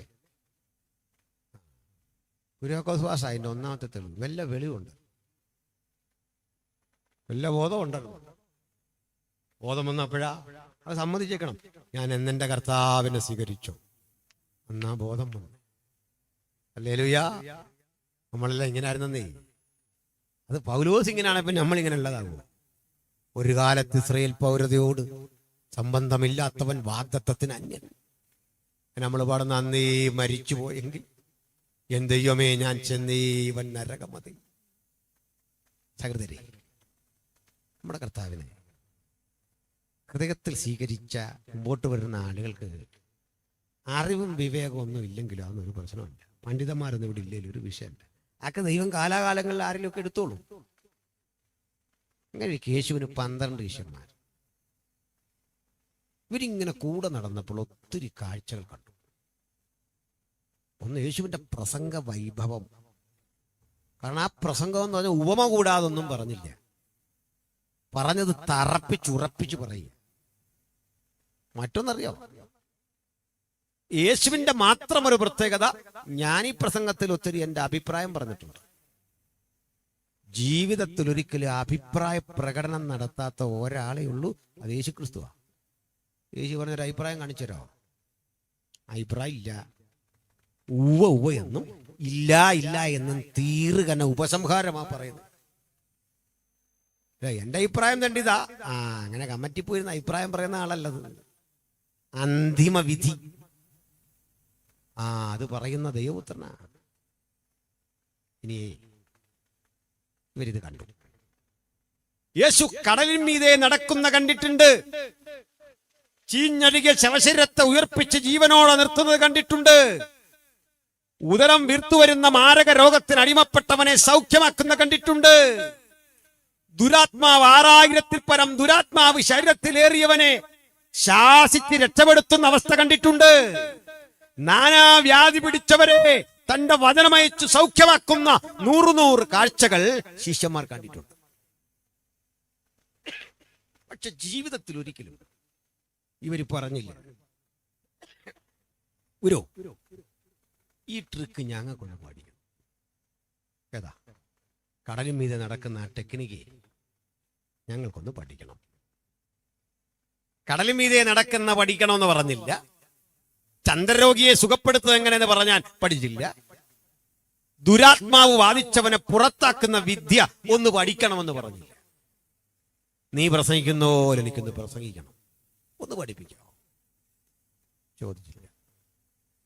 ജീവിതത്തിൽ അവർ പഠിക്കണം എന്ന് പറഞ്ഞ ഒറ്റ കാര്യം പ്രാർത്ഥനയാണ്. ജൂതന്മാരല്ലേ ശിഷ്യന്മാരല്ല? അവർക്ക് പ്രാർത്ഥിക്കാൻ അറിയത്തില്ലേ? പ്രാർത്ഥന അവരുടെ ദിനചര്യയുടെ ഭാഗമല്ലേ? പതിവ് പോലെ അവർ പ്രാർത്ഥിക്കില്ലേ? എന്നിട്ടും ചോദിക്കുക, ഞങ്ങൾക്കൊന്ന് പ്രാർത്ഥിക്കാൻ പഠിക്കണം. എൻ്റെ അർത്ഥം അവർ പ്രാർത്ഥിച്ചിട്ടുണ്ട്, കൂട്ടായ്മകളിൽ കൂടിയിട്ടുണ്ട്, എഴുതി വെച്ച പ്രാർത്ഥനകളൊക്കെ അറിയാം. ചടങ്ങുകളും ആചാരങ്ങളും കൃത്യം നിറവേറിയിട്ടുണ്ട്. പക്ഷെ ഗുരു, നീ രാവിളുക്കോളം ഗെത്സമനയിൽ അല്ലെങ്കിൽ ഏതെങ്കിലും വീട്ടിൽ വിശ്രമിക്കുന്ന ഇടത്ത് നെഞ്ചു പൊട്ടിക്കീറി പ്രാർത്ഥിക്കുമ്പോ ഞങ്ങൾക്കൊരു കാര്യം അറിയാം. നീ പ്രാർത്ഥിക്കേണ്ടുന്നവനല്ല, നീ പ്രാർത്ഥന കേൾക്കുന്നവനാ. ഒരു പ്രാർത്ഥനയും ആവശ്യമില്ലാത്ത നീ ഇത്രയധികം പ്രാർത്ഥിക്കുന്നെങ്കിൽ പ്രാർത്ഥന ആവശ്യമുള്ള ഞങ്ങൾ എത്രയധികം പ്രാർത്ഥിക്കണം ഗുരു. അതുകൊണ്ട് ഞങ്ങൾക്ക് ഒന്ന് പ്രാർത്ഥിക്കാൻ പഠിക്കണം. നമ്മളൊക്കെയാണ് ചില ട്രിക്കുകൾ ഇങ്ങനെ ശിഷ്യന്മാർക്ക് പറഞ്ഞു കൊടുക്കുമോ? ഇല്ല. ഞാൻ ഈ ചിത്രമൊക്കെ വരയ്ക്കുന്ന ആളായിരുന്നു ഒരു കാലം. ഇലക്ഷനൊക്കെ അടുത്ത അരിവാളും ചുറ്റിയും കൈപ്പത്തിയൊക്കെ വരയ്ക്കാൻ എൻ്റെ പിന്നാലെ നടക്കുന്നൊരു കാലമുണ്ട്. ബൈബിൾ കോളേജിൻ്റെ ഒക്കെ ബോർഡ് ഞങ്ങൾ വരച്ചതിൻ്റെ മണ്ടേക്കിടെ ഈ കക്ഷികളെല്ലാം വന്ന് പിന്നെ ഇങ്ങനെ ഒന്നുകൂടെ പെയിൻ്റ് അടിച്ച് പോയിട്ടേ ഉള്ളൂ. ഞങ്ങളിട്ട് അടിത്തറയിലാണ് കിടക്കുന്നത്. ഞങ്ങൾ 3-4 പേരുണ്ടാകും. ഇല്ലേ, ഈ ചിത്രമൊക്കെ വരച്ചിട്ട് ഈ കണ്ണ് വരയ്ക്കുന്ന അവസാനം നിങ്ങളെ കാണിക്കുക. നിങ്ങൾ നോക്കി അതിനൊരു ജീവനും ഇല്ല. ഇവൻ എന്തുവാണ് ഈ വരച്ചെന്നു? ഒരു ടെക്നിക്കാണ്. നിങ്ങൾ പോയിട്ട് അവിടെ നിറം കൊടുക്കുള്ളൂ. കാരണം നിങ്ങൾ പോയി കഴിഞ്ഞ് ആദമിന് ഗാഠനിദ്ര വരുത്തിയിട്ട് വേണം അവയെ ജീവിപ്പിക്കാൻ. നിങ്ങൾ എല്ലാവരും അങ്ങോട്ട് മാറുന്ന തക്കത്തില്ല. നമ്മളിതേ കയറും. വിദ്യ വരച്ച പടത്തിന് ഒരു 2-3 വര ഇട്ട് തിരിച്ചിറങ്ങി വന്ന് പെയിന്റും എല്ലാം തൂത്ത് കഴിഞ്ഞ് ആളുകൾ നോക്കുമ്പോഴേക്ക് ജീവൻ വന്നു. ട്രിക്ക് പറഞ്ഞു തരികയല്ല. മിക്ക ഗുരുക്കന്മാരും അങ്ങനെ ട്രിക്ക് പറഞ്ഞു തരികയല്ല. കർത്താവ് നമുക്ക് പറഞ്ഞു തരാത്ത ഒരു കാര്യമില്ല. ഇത് പരമഗുരുവാ. എന്താ ഈ പറഞ്ഞു കൊടുക്കാത്തെന്നറിയണ്ടേ? നമ്മുടെ വിപണി സാധ്യത പോകുന്നോർത്താ പറഞ്ഞു കൊടുക്കാത്തെങ്കിൽ കർത്താവ് വിപണി സാധ്യത ഓർത്തൊന്നും വന്നല്ല. സകലത് നമ്മളെ പഠിപ്പിച്ചിട്ട് പറയുകയാണ്. ഇപ്പൊ നിങ്ങള് ഒരു LKG ലെവലൊക്കെ എത്തിയിട്ടാ. ഇനി ഞാൻ പോയിട്ട് a master teacher will come. വേറൊരു ഗുരു വരും. ഒറ്റ കുഴപ്പം, ആള് സ്ട്രിക്റ്റാ. നല്ലപോലെ പഠിക്കണേ. സ്ട്രിക്റ്റായ അധ്യാപകരുടെ കീഴിൽ നിന്ന് പഠിക്കണമെന്ന്. അല്ല ചുമ്മാ അസൈൻമെന്റും ഇല്ല, ബുക്കും ഇല്ല, പേപ്പറും ഇല്ല, ചുമ്മാതെ ഗ്രാജുവേഷൻ ആണെന്ന് പറഞ്ഞ് ശാസിന്റെ കോട്ട് വിട്ട് പോവാ കുറെ എണ്ണം. എന്തെല്ലാം കോമഡികൾ. ഞാനിങ്ങനെയുള്ള സ്കൂളിലൊന്നും പഠിപ്പിക്കാനേ പോകില്ല. അത് ചോദിക്കും, പരീക്ഷ ഉണ്ടോ? പരിപാടിയൊക്കെ നേരെ ചൊവ്വേ പോകുന്നതാണോ? അസൈൻമെന്റ് ഉണ്ടോ? ഇന്ന് നമ്മൾ ചില സ്ഥലത്തൊക്കെ നിന്നൊരു നാടൻ പട്ടിയെ കല്ലെറിയാൻ കല്ലെടുത്താൽ കൊള്ളുന്നത് ഒരു MD-കാരനിട്ടായിരുന്നു. അതുപോലെ ചെതറി നടക്കുക. ബൈബിളിൽ നിന്നൊരു കാര്യം ചോദിച്ചാൽ ഒന്നും അറിയത്തില്ല. തീസീസ് എന്താ, അസൈൻമെന്റ് എന്താ, ഓപ്പൺ ഡിഫൻസ് എന്താ, ഡിസർട്ട് എന്താ, ഇതെന്ന് ചോദിച്ചാൽ അറിയില്ല. അല്ല, അതൊക്കെ പോട്ടെ. ബൈബിളിൽ നിന്നൊരു കാര്യം ചോദിച്ചാൽ ഒരു പിടിയും കിട്ടത്തില്ല. ഞങ്ങളുടെ ചർച്ചില് ഞാൻ ഈ കോരക് ദാദാന ബീരാം അവരെ കുറിച്ച് ആ സങ്കീർത്തനം വായിച്ചിട്ട് ഇങ്ങനെ പറഞ്ഞു. ഒരു ഗസ്റ്റർ ചങ്ങാതി ഉണ്ടാകും. അദ്ദേഹം ഇതിന്റെ ബാക്കി പറയുന്ന പോലെ പ്രസംഗിച്ചു പറഞ്ഞിട്ട് ആ 3 എബ്രായ ബാലന്മാരെ തീച്ചൂളയിലിട്ടു. ഒറ്റ മണിക്കൂർ പ്രസംഗിച്ചു. എന്തോ ഒരു അവസ്ഥയാണെന്ന് ആലോചിച്ചു. ഈ പേപ്പറൊക്കെ ഉള്ള ആളാ, ബുക്കും പേപ്പറും ഒക്കെ ഉണ്ട്. ഡ്രൈവിംഗ് പഠിച്ചിട്ടില്ല. എന്തോ ഒരവസ്ഥ. നമ്മുടെ ഭർത്താവിനെ ഒന്നും മറച്ചൊക്കെ എല്ലാം പഠിപ്പിച്ചിട്ട് പറഞ്ഞൊരു മാസ്റ്റർ ടീച്ചർ വരും. ഞങ്ങളൊക്കെ ഗ്രാജുവേഷൻ കൊടുക്കണമെങ്കിൽ മോനെ 45 സങ്കീർത്തനം മനപ്പാഠം പറഞ്ഞേ, 90 സങ്കീർത്തനം മനപ്പാഠം പറഞ്ഞേ, 1 കൊരിന്ത്യർ 11:23 പറഞ്ഞേ, യെശയ്യാ 53 പറഞ്ഞേ. ഇതൊക്കെ മനപ്പാഠം കേൾക്കണം. അല്ലെ വായിക്കാൻ അവിടെ ചെന്നിട്ട് തട്ടിമുട്ടി ആള് താഴെ വീഴും. 45 സങ്കീർത്തനം മനപ്പാഠം പഠിച്ചിട്ടേ സൂക്ഷിക്ക് പോകാവൂ. അല്ലെങ്കിൽ ഒരുത്തൻ കല്യാണത്തിന് 45 സങ്കീർത്തനം വായിച്ചു, നിന്റെ വലത്തുഭാഗത്ത് രാജ്ഞി ഓഫീർ തങ്കമണി നിൽക്കുന്നു. വായിച്ച നിന്റെ വലത്തുഭാഗത്ത് രാജ്ഞി ഓഫീസർ തങ്കമണി നിൽക്കുന്നു. മനസ്സിലായില്ലേ? കുറ്റം പറഞ്ഞല്ല. അപ്പൊ സ്ട്രിക്റ്റായ ഗുരു എന്ന കളി മാറും. പക്ഷെ യേശു സ്ട്രിക്റ്റ് ആയിരുന്നു. പക്ഷെ യേശുവിൻ്റെ ക്ലാസ്സിൽ പഠിച്ചാൽ ചില പ്രശ്നങ്ങളുണ്ട്, ഗുണങ്ങളുണ്ട്. ആരും പട്ടിണി പോകണ്ട, സമൃദ്ധ ഭക്ഷണം, ഫീസ് ഒട്ടില്ല. ചെറിയ കുറ്റമൊക്കെ ചെയ്താൽ പറയും പോട്ടെ. നീ വലിയ കുറ്റം ചെയ്ത പത്രോസിന് ഒരു ശിക്ഷ കിട്ടുമെന്ന് ഓർത്ത് അയാൾ നിൽക്കുക. 3 തവണ തള്ളിപ്പറഞ്ഞല്ലേ, 3 തവണ തള്ളിപ്പറഞ്ഞവനൊരു വലിയ ശിക്ഷ പ്രതീക്ഷിച്ച് നിൽക്കവേ പത്രോസിനെ വിളിച്ചു, ഉയർത്തെഴുന്നേറ്റിട്ടു. ഇരുത്തിയൊന്ന് നോക്കിയാൽ തന്നെ ഒരു ശിക്ഷയാണ്. അടുത്ത് വന്നു, യുഹാനയുടെ മകനായ ശിമോനെ, നീ എന്നെ സ്നേഹിക്കുന്നോ? എനിക്ക് നിന്നോട് പ്രിയമുണ്ട്. 3 വട്ടം പറഞ്ഞു. അന്നേരമൊക്കെ പറഞ്ഞു, എൻ്റെ കുഞ്ഞാടുകളെ മേയ്ക്കണം കേട്ടോ. ഒരു ശിക്ഷയും കൊടുത്തില്ല, സ്നേഹം മാത്രമാണ്. അവൻ നമ്മുടെ പ്രകൃതി അറിയുന്നു, നാം പൊടിയെന്ന് അവൻ ഓർക്കുന്നു. ക്ഷമയാണ് അവിടുത്തെ സവിശേഷത. ശിഷ്യഗണങ്ങളൊക്കെ ക്ഷമിച്ചു. യൂദയും മടങ്ങി വന്നിരുന്ന അവനോട് ഉൾക്കൊണ്ടുപോകാനാണ് കർത്താവ് ഇരുന്നത്. മടങ്ങി വരണം. പക്ഷെ ഒരു കാര്യം, പിരിയാനേരം പറഞ്ഞു, ഞാൻ പോവാ. ഞാൻ ചെന്നിട്ട് വാഗ്ദത്തത്തിൻ പരിശുദ്ധാത്മാവിനെ നിങ്ങൾക്ക് അയച്ചു തരും. അവൻ സകല സത്യത്തിലും വഴി നടന്നു. ഇടഞ്ഞു കഴിഞ്ഞാൽ ആള് പെശക, നല്ല അടി. മനസ്സിലാവുന്നോ? സസ്പെൻഡ് ചെയ്താൽ തിരിച്ചെടുക്കുന്ന ആളല്ലെന്നത്. മനസ്സിലായില്ല? പുത്രന് നേരെയുള്ള പാപം ക്ഷമിക്കും, പരിശുദ്ധാത്മാവിന് നേരെയുള്ള ദൂഷണം ക്ഷമിക്കപ്പെടുകയില്ല. Master teacher will come. അതിന് വരും, ഭക്ഷണം ഉണ്ടാവില്ല, കയ്യിന്ന് പോകും. എൻട്രൻസ് ഉണ്ടല്ലോ, അതങ്ങോട്ട് പാസ്സാകുന്നതിൻ്റെ തന്നെ അടിയായിരിക്കും ആദ്യം കിട്ടുന്നത്. അയ്യോ, ഇതൊക്കെ ഉദ്ദേശി ബൈബിളിൽ അതേന്ന് പറഞ്ഞുതരാം. ഒരുത്തൻ എൻട്രൻസ് എഴുതി പാസ്സായി, ഡെമാസ്കസിന്റെ പടിക്കാതിൽ കൊച്ചൊരു ഒറ്റ ഒരെണ്ണം കൊടുത്തു. കണ്ണിന്റെ കാഴ്ച അന്ന് പോയതാ. 3.5 കൊല്ലം പഠിച്ചു, മരുഭൂമി കിടന്ന. ബാക്കി ശിഷ്യന്മാരൊക്കെ യേശുവിന്റെ പാദത്തിലിരുന്ന് ഭക്ഷണം കഴിച്ചു പഠിച്ചു.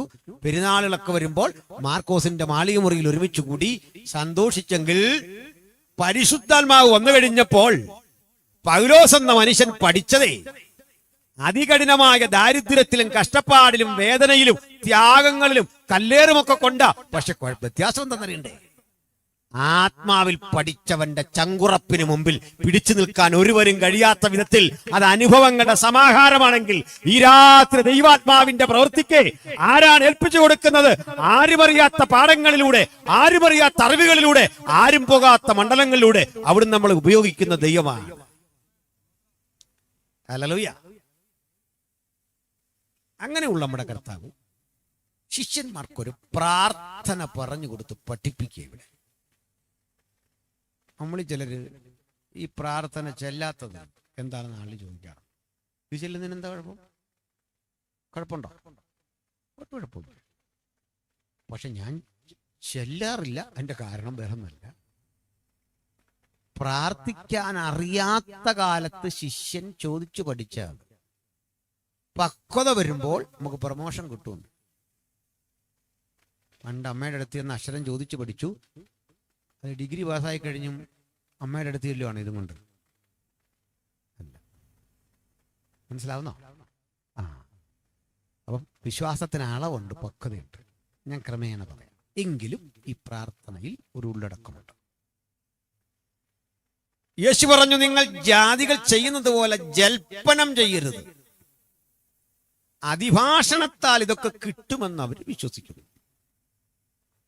ഇതും പറഞ്ഞു ഒടുവിൽ ഒരു പ്രാർത്ഥന പഠിപ്പിച്ചു. നിങ്ങൾ ഇവണ്ണം പ്രാർത്ഥിക്കും: സ്വർഗസ്ഥനായ ഞങ്ങളുടെ പിതാവേ.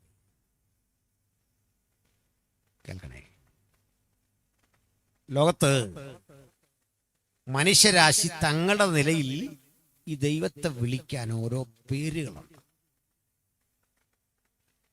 പാർസി മതം ദൈവത്തിന്റെ പേരിട്ട് വിളിച്ചു. നമ്മുടെ രത്തൻ ടാറ്റയുടെ മതമാണ് പാർസി, പേർഷ്യൻ മതം. അവര് ദൈവത്തെ വിളിച്ച പേര് അഹൂര എന്നായി. മൊത്തം പേര് അഹൂര മസ്ദ. അഹൂര ആ പേരിട്ടാ വിളിച്ചത്, അഹൂര. ദെൻ നമ്മുടെ നാട്ടിലെ ആളുകൾ ഈശ്വരൻ എന്ന് ദൈവത്തെ വിളിക്കും. സ്വാമി സഹോദരന്മാർ അല്ലാ എന്ന് ദൈവത്തെ വിളിക്കും. ജൂതൻ വിളിക്കുന്നത് യാഹുവേ, ഇങ്ങനെയാണ്. തെറ്റൊന്നുമില്ല. സകല മതങ്ങളും ദൈവത്തെ വിളിക്കുന്നത് സ്ഥാനപ്പേർ ചൊല്ലിയാണ്. അതൊരു സ്ഥാനമാണ്. പക്ഷെ യേശുവിന്റെ പഠിപ്പിക്കലിൽ സ്ഥാനപ്പേരല്ല പ്രസക്തം.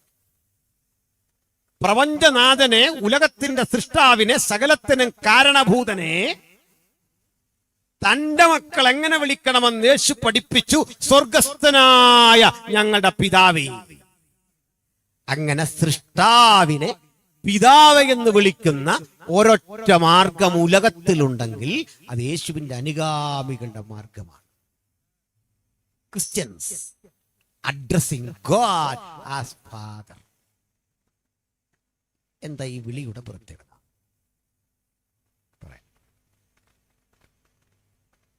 ലോകത്തെ ഏറ്റവും ശക്തിമത്തായ ബാങ്ക് വേൾഡ് ബാങ്കോ റിസർവ് ബാങ്ക് ഓഫ് ഇന്ത്യയോ SBI ഒന്നുമല്ല. ലോകത്തിലേറ്റവും ശക്തിമത്തായ ബാങ്ക്. അതിനൊരു പ്രത്യേകതയുണ്ട്. കണക്ക് കുറിക്കില്ല, തിരിച്ചടവ് മുടങ്ങിയാൽ ശ്രദ്ധിക്കില്ല, തിരിച്ചടവേ നോക്കത്തില്ല. എത്ര ലോൺ കൊടുത്താലും വീണ്ടും വീണ്ടും ചോദിക്കുന്നതിനോടും മുഷിയില്ല. എത്രയധികം അപമര്യാദയായി നിന്നിട്ട് വീണ്ടും വീണ്ടും പറ്റിക്കപ്പെടുന്നു എന്ന് കണ്ടാൽ പരിഭവമില്ലാതെ, കണക്കില്ലാതെ, കണക്ക് കുറിച്ചു വെക്കാതെ എന്നും സഹായിക്കുന്ന ഒറ്റ ബാങ്കേ ലോകത്തിലുള്ളൂ. അതാ അപ്പൻ. മനസ്സിലായോ? ഇല്ല. അപ്പൻ കണക്ക് കുറിക്കുകയല്ലേ കൊടുത്തതിൻ്റെ. കുറിക്കോ? അപ്പൻ ജപ്തി ചെയ്യാൻ പറ്റിയല്ല. അപ്പനെ ഈ പണമുണ്ടായതിന്റെ സങ്കടം പറയല്ല. വാഴക്കുല ചുമന്ന് ടൗണിൽ കൊണ്ട് വിറ്റിട്ട് വരുന്ന അപ്പൻ ആ കിട്ടുന്ന പണം കാലിച്ചായ കുടിക്കാതെ നടന്ന് വീട്ടിലെത്തി. വീട്ടിൽ വേണ്ടത് വാങ്ങിക്കൊടുത്തു. തന്റെ അന്നം മുടക്കിയ കഥ ആരോടും പറയില്ല. 100 ദുഃഖങ്ങളെ വിഴുങ്ങി, 1000 വേദനകളെ സഹിച്ച് അങ്ങനെ പണിയെടുത്ത ആളാണ്. ശരിയാണോ? ഇന്ന് പിള്ളേരെന്താ പറയാ? തന്ത വൈബോ അങ്ങനെയൊക്കെയാ പറയുന്നല്ലേ. അപ്പന്റെ വില ഞാൻ ബോധ്യപ്പെടുത്തി തരാം. അമ്മയുടെ വിലയും പറയാം. ഈ അമ്മ ചില പ്രശ്നമുണ്ട്. അതിങ്ങനെ ഈ കണക്ക് ചിലപ്പോഴൊക്കെ പറഞ്ഞുകൊണ്ടിരിക്കും കേട്ടോ. എല്ലാവരോട് നൊന്തുപറ്റ കഥയൊക്കെ പറയും അല്ലേ? എടുത്തുകൊണ്ട് കിടന്നൊക്കെ പറയും. അമ്മയെക്കുറിച്ചും ഒരു വാക്ക് പറയണമല്ലോ. സകല മനുഷ്യന്റെയും കരളും കണ്ണും അലിഞ്ഞു പോകുന്ന യാഥാർത്ഥ്യമാണ് അമ്മയെക്കുറിച്ചുള്ള ഓർമ്മ. അമ്മ അങ്ങനെയാണ്. ചെയ്യുന്ന ജോലിക്ക് പ്രതിഫലം കിട്ടാത്ത, പരിഭവം മാത്രം കിട്ടുന്ന വ്യക്തിത്വമാണ് അമ്മ. വീണ്ടും കണ്ണീര് തുടച്ചതേ പ്രവൃത്തി ചെയ്യുമ്പോൾ ആജീവനാന്തം അഭിനന്ദനം കിട്ടാത്ത ജോലിയാണ് അമ്മ. ഏഴാച്ചേരി രാമചന്ദ്രന്റെ അമ്മ എന്നൊരു കവിതയുണ്ട്. പിയാക്കോസ് പാഷക്ക് അറിയുമെന്ന് അറിയില്ല. ഇടതുപക്ഷ കവിയ ഏഴാച്ചേരി അമ്മ. അതിൽ അദ്ദേഹം പറയുന്നത് അമ്മ സഹിക്കുന്നത് ഭൂമിയോളമാണ്. പകരം അമ്മയ്ക്ക് കിട്ടുന്ന ദുഃഖം മേഘവാതിൽ പടിവരെയാണ്. മേഘത്തിന്റെ വാതിൽ പടി വരെ മക്കൾ അമ്മയ്ക്ക് തിരിച്ചു കൊടുക്കുന്നത് ദുഃഖമാണ്. ഒത്തിരി അർത്ഥവത്താണ്. ജൂണിലെ രാത്രി മഴയുടെ പഞ്ചവാദ്യം കേട്ട് മക്കൾ ഉറങ്ങുമ്പോൾ ഉണരാതിരിക്കുന്നതാണ് അമ്മ. നായ്ക്കൾ കുരച്ചും കടിച്ചും മക്കൾക്ക് നേരെ ചീറിയെടുത്ത് വരുമ്പോൾ സംരക്ഷണമൊരുക്കുന്ന കവചമാണമ്മ. എഴാച്ചേരി പറയുന്ന ആ കവിതയിൽ ഏറ്റവും എനിക്ക് ഹൃദയസ്പർശിയായി തോന്നിയ ലൈൻ ആദ്യത്തെ തന്നെയാണ്. ഭൂമിയോളം ഉറുക്കുന്നവളെങ്കിലും പകരം നിനക്കായി മേഘവാതിൽ പടിവരയ്ക്കും സങ്കടം തന്നേ, എങ്കിലും നീ ചിരിക്കുന്നു പർവ്വത പച്ചകൾ മീതെ. പരസ്യമാണെ ബാക്കി പാടാറുമ്പോൾ നേരമില്ല. മേഘവാതിൽ പടിവരെ അമ്മയ്ക്ക് സങ്കടം. അപ്പന്റെ നേച്ചറും മറ്റും.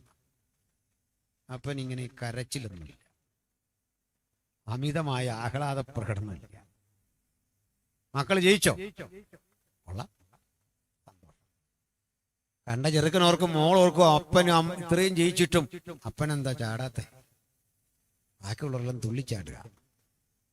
അപ്പന്റെ സന്തോഷം കാണണേ. അപ്പൻ ടൗണിലേക്ക് പോയ വഴിക്ക് നീ ഒന്ന് ചെന്ന് നോക്കണം. അപ്പം നാട്ടുകാരോടെല്ലാം ഓടി നടന്ന് പറയാന്ന്, മോള് ജയിച്ചു കേട്ടാ. വീട്ടിൽ സന്തോഷമില്ലെങ്കിലും പോകുന്നിടത്ത് അപ്പൻ അത് പ്രകടിപ്പിക്കുന്നുണ്ടോ? നിങ്ങൾ അറിയാത്ത സ്വന്തം അമ്മ മരിച്ചു കിടക്കുന്നിടത്ത് അപ്പന് കരയാൻ വയ്യ.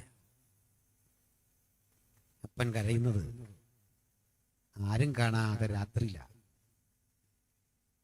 കണ്ണീരുകൾ തടഞ്ഞു വച്ചിരിക്കുന്ന അപ്പൻ, ആഹ്ലാദം വേണ്ടെന്ന് വെച്ചവൻ അപ്പൻ, ആഹാരം വേണ്ടെന്ന് വെച്ചാൽ അപ്പൻ. പക്ഷെ അപ്പനെ കുറിച്ച് മക്കളുടെയൊക്കെ ഒരു ധാരണ, വിശേഷിച്ച് ആ മക്കളുടെ ധാരണ, ഇയാളൊരു മഹാക്രൂരനാണ്. നമ്മുടെയൊക്കെ പിള്ളേർ ചോദിക്കുകയല്ലേ, പപ്പ ഇന്നെങ്ങും പോകുന്നില്ലേ? നമ്മളുണ്ടെങ്കിൽ ഏതാണ്ടൊരു സ്വാതന്ത്ര്യക്കുറവ് അല്ലേ? ഈ അപ്പൻ ആരാണെന്ന് അറിയണമെങ്കിൽ ഈ കുഞ്ഞ് പഠിക്കാനായിട്ട് വിടുന്നു, നേരെ ബാംഗ്ലൂർ പോവാ. നിങ്ങൾ അവനെ കൊണ്ടുവിടാൻ അടുത്ത റെയിൽവേ സ്റ്റേഷൻ എനിക്കൊന്ന് കോട്ടയം വന്നു, റെയിൽവേ അവിടെ കൊണ്ടുവന്നു. പിന്നെ തമിഴ്നാട് ഈ വഴിക്ക് പോലോ. ഈ റെയിൽവേ സ്റ്റേഷനിൽ ചെല്ലുന്നു, നിങ്ങൾക്കുള്ള സാധനങ്ങളെല്ലാം കയറ്റുന്നത് വണ്ടി വരുന്നു. അമ്മ കെട്ടിപ്പിടിച്ചു. ചേച്ചി പറഞ്ഞു കുഞ്ഞ് പഠിക്കണം കേട്ടോ. കൂട്ടുകാരൻ പറഞ്ഞു എന്നാ ആയിക്കോട്ടെ. അപ്പൻ മാത്രം അപ്പുറത്ത് മാറി നിൽക്കുക, കൈ കൊടുത്തു. അപ്പം കരയുന്നൊന്നുമില്ല, മുഖത്തിനൊരു മാറ്റമില്ല. ട്രെയിനിൽ കയറിയിട്ട് എല്ലാവരും ഇങ്ങനെ നോക്കി നിൽക്കുക. വണ്ടി ചുളം വിളിച്ചങ്ങോട്ട് പോകുമ്പോൾ അമ്മ നന്നായിട്ട് കരയാ. പക്ഷെ ആ തിരക്കിന്റെ വിടവിലൂടെ കണ്ണൊന്ന് പാളിച്ചു നോക്കിയാലൊരു കാഴ്ച കാണാം. ആരും കാണാതെ ഒരിറ്റ് കണ്ണീര് തുടയ്ക്കുന്ന. തിരികെ വീട്ടിലെത്തി, ഊണ് വെച്ചു, കഴിക്കുന്നില്ല. വെറും കാലിച്ചായയുടെ ബലത്തിൽ 2-3 ദിവസം കഴിഞ്ഞു. ഓരോ സായന്തനത്തിലും നിന്നെക്കുറിച്ചുള്ള ഓർമ്മയിൽ ഉറങ്ങാതെ തിരിഞ്ഞും മറിഞ്ഞും കിടക്കുന്ന അമ്മ ചോദിക്കും, ഉറങ്ങുന്നില്ലേ? കിടന്നോ, ഭക്ഷണം വേണ്ടേ? ഞാൻ ടൗണിൽ പോയപ്പോ കഴിച്ചു. ഇതാണ് അപ്പൻ. ഈ സ്നേഹമൊക്കെ മനസ്സിലാക്കണമെങ്കിൽ കാലം കുറെ പിടിക്കും. അപ്പോഴേക്കും നമ്മളൊരു പരുവാകും അല്ലേ? അത് പ്രകൃതി നിയമമാണ്. എന്നാലേ ഇതൊന്നുമില്ലാത്ത സ്നേഹം മാത്രമായ ഒരപ്പൻ സ്വർഗത്തിലുണ്ട്. ആ അപ്പന്റെ ഏകജാതനായ പുത്രൻ ഇഹലോകത്തിലേക്ക് വന്ന് നമ്മെ കൊണ്ടും വിളിപ്പിച്ചു, സ്വർഗസ്ഥനായ ഞങ്ങളുടെ പിതാവേ.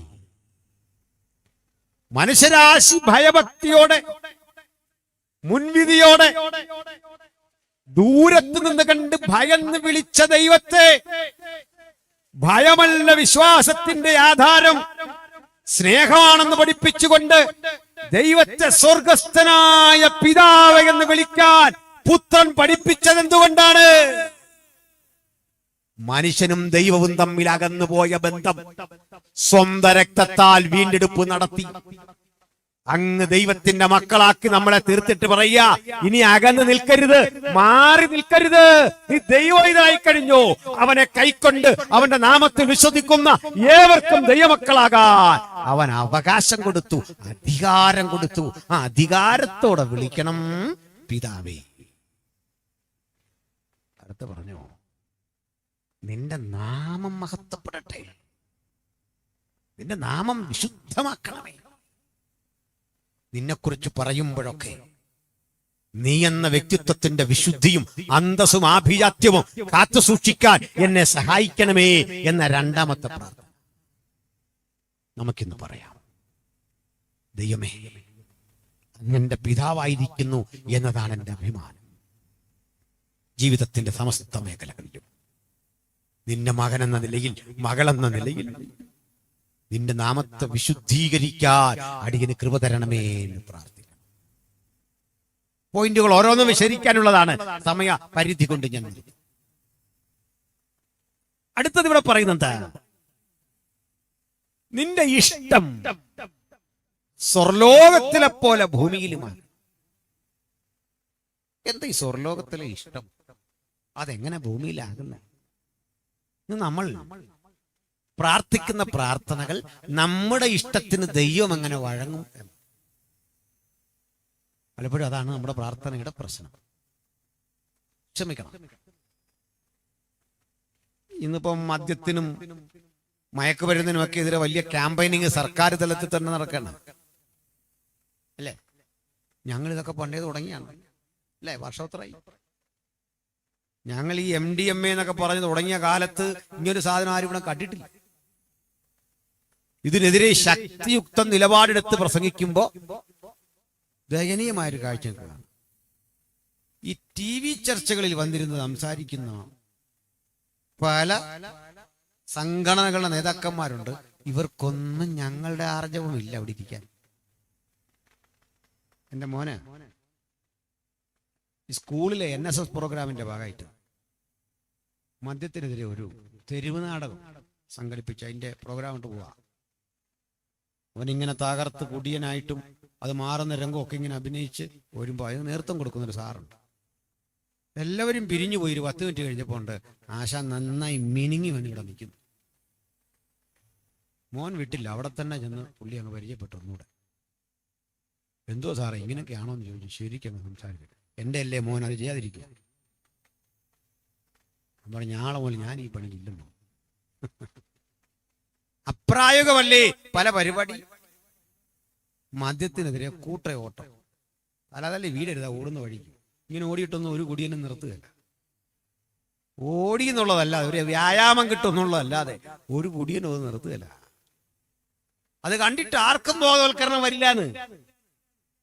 ഇതിനിടയ്ക്ക് ക്രൈസ്തവ സഭകളിലെ പുരോഹിതന്മാരും മതമേധാവികളും എല്ലാം കൂടെ സർക്കാരിനോട് പറയാ, ഇതങ്ങ് നിർത്തുന്ന പറഞ്ഞിട്ട് വീണ്ടും ഈ ബാറ് വെഞ്ചരിക്കാൻ പോയേക്കില്ലേ. മനസ്സിലായോ? ഹോട്ടൽ എന്ന പേരിൽ പോയി അതും വെഞ്ചരിച്ചിട്ട് വരിക. എന്നിട്ട് പറയാം ഇതങ്ങ് നിർത്താൻ സർക്കാരിനോട് പറയുക. ഇതാ രേഖാമൂലം മദ്യപിക്കരുതെന്ന് പറയുന്നൊരു പുസ്തകം കൈവച്ചിട്ടേ മദ്യത്തിനെതിരെ സഭകൾ നിലപാടെടുക്കണം. ആദ്യം ധൈര്യമുണ്ടോ ഇടവകയിലെ കുടിയന്മാരെ ആദ്യം റദ്ദ് ചെയ്യാൻ? ധൈര്യമുണ്ടോ ഇടവകയിലെ ബാർ മുതലാളിമാരെ ആദ്യം റദ്ദ് ചെയ്യാൻ? സാധിക്കില്ല. എന്റെ കാരണം എന്താന്ന് അറിയണ്ടേ? ആ പെരുന്നാൾ വരുന്നു, 50 മുത്തുകുട ബാർ മുതലാളിയുടെ സംഭാവനയാ. ക്രിസ്മസിന് റീപെയിന്റ് ചെയ്തതേ ബാർ മുതലാളിയുടെ സംഭാവനയാ. ആഘോഷ തിമിർപ്പേ ബാർ മുതലാളിയുടെ സ്പോൺസർഷിപ്പാ. അങ്ങനെ തിരുസ്വരൂപത്തിന്റെ മുകളിൽ നക്ഷത്രം ഇങ്ങനെ ജ്വലിച്ചു നിൽക്കുമ്പോ അതിൽ ബാർ മുതലാളിയുടെ മദ്യത്തിന്റെ മണമുണ്ടെങ്കിൽ ഇതിൽ പരമാധപ്പതിക്കപ്പെട്ട കാര്യം വല്ലോണ്ടെന്ന് ആലോചിച്ച് നോക്കിക്കേ. ആയിരക്കണക്കിന് യാചകരെ നാട്ടിൽ വാർത്തെടുത്തൊരു വ്യവസായശാലയുടെ പേരല്ലേ ബാറ്. അപ്പൊ ഇവർക്കെതിരെ നടപടി എടുക്കാനോ അരുതെന്ന് പറയാൻ പോലും കഴിയാതെ സർക്കാരിന് പറയാ നിർത്തുന്ന പറഞ്ഞാൽ അത് വേറെ പാപമാ. ഇതാദ്യം നിർത്ത്. ഇവിടെ ഞങ്ങൾക്കൊരു നിലപാടുള്ള എന്തെന്നാ, ഞങ്ങൾ അറിയാതൊക്കെ കുടിക്കുന്ന വല്ലവനും ഉണ്ട്, ഇന്ന് നിർത്തി.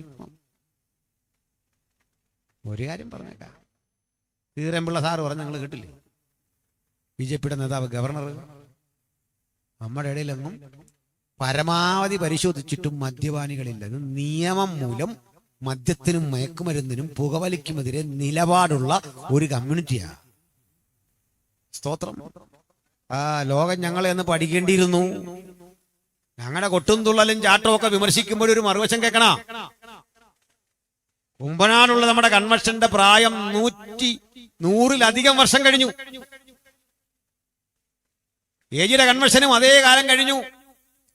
മുളക്കുഴ കൺവെൻഷനും അതേ കാലം കഴിഞ്ഞു. പ്രബലങ്ങളായ പെന്തക്കോസ്ത് കൺവെൻഷനുകളുടെ പ്രായം 1 നൂറ്റാണ്ട്.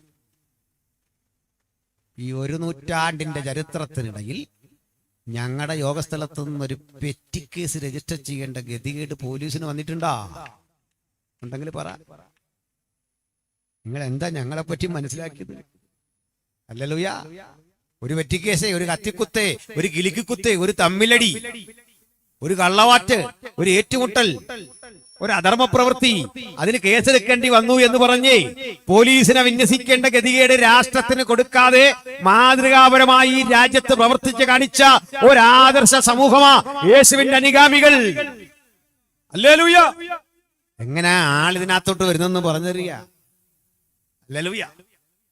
പോലീസില്ലാതെയും അധികാരികളില്ലാതെയും ഈ വോളണ്ടിയർമാര് ഈ സ്ലിപ്പിങ്ങിനൊക്കെ കുത്തുന്നൊക്കെ അടുത്ത കാലത്താ. പണ്ടൊന്നും അതില്ല.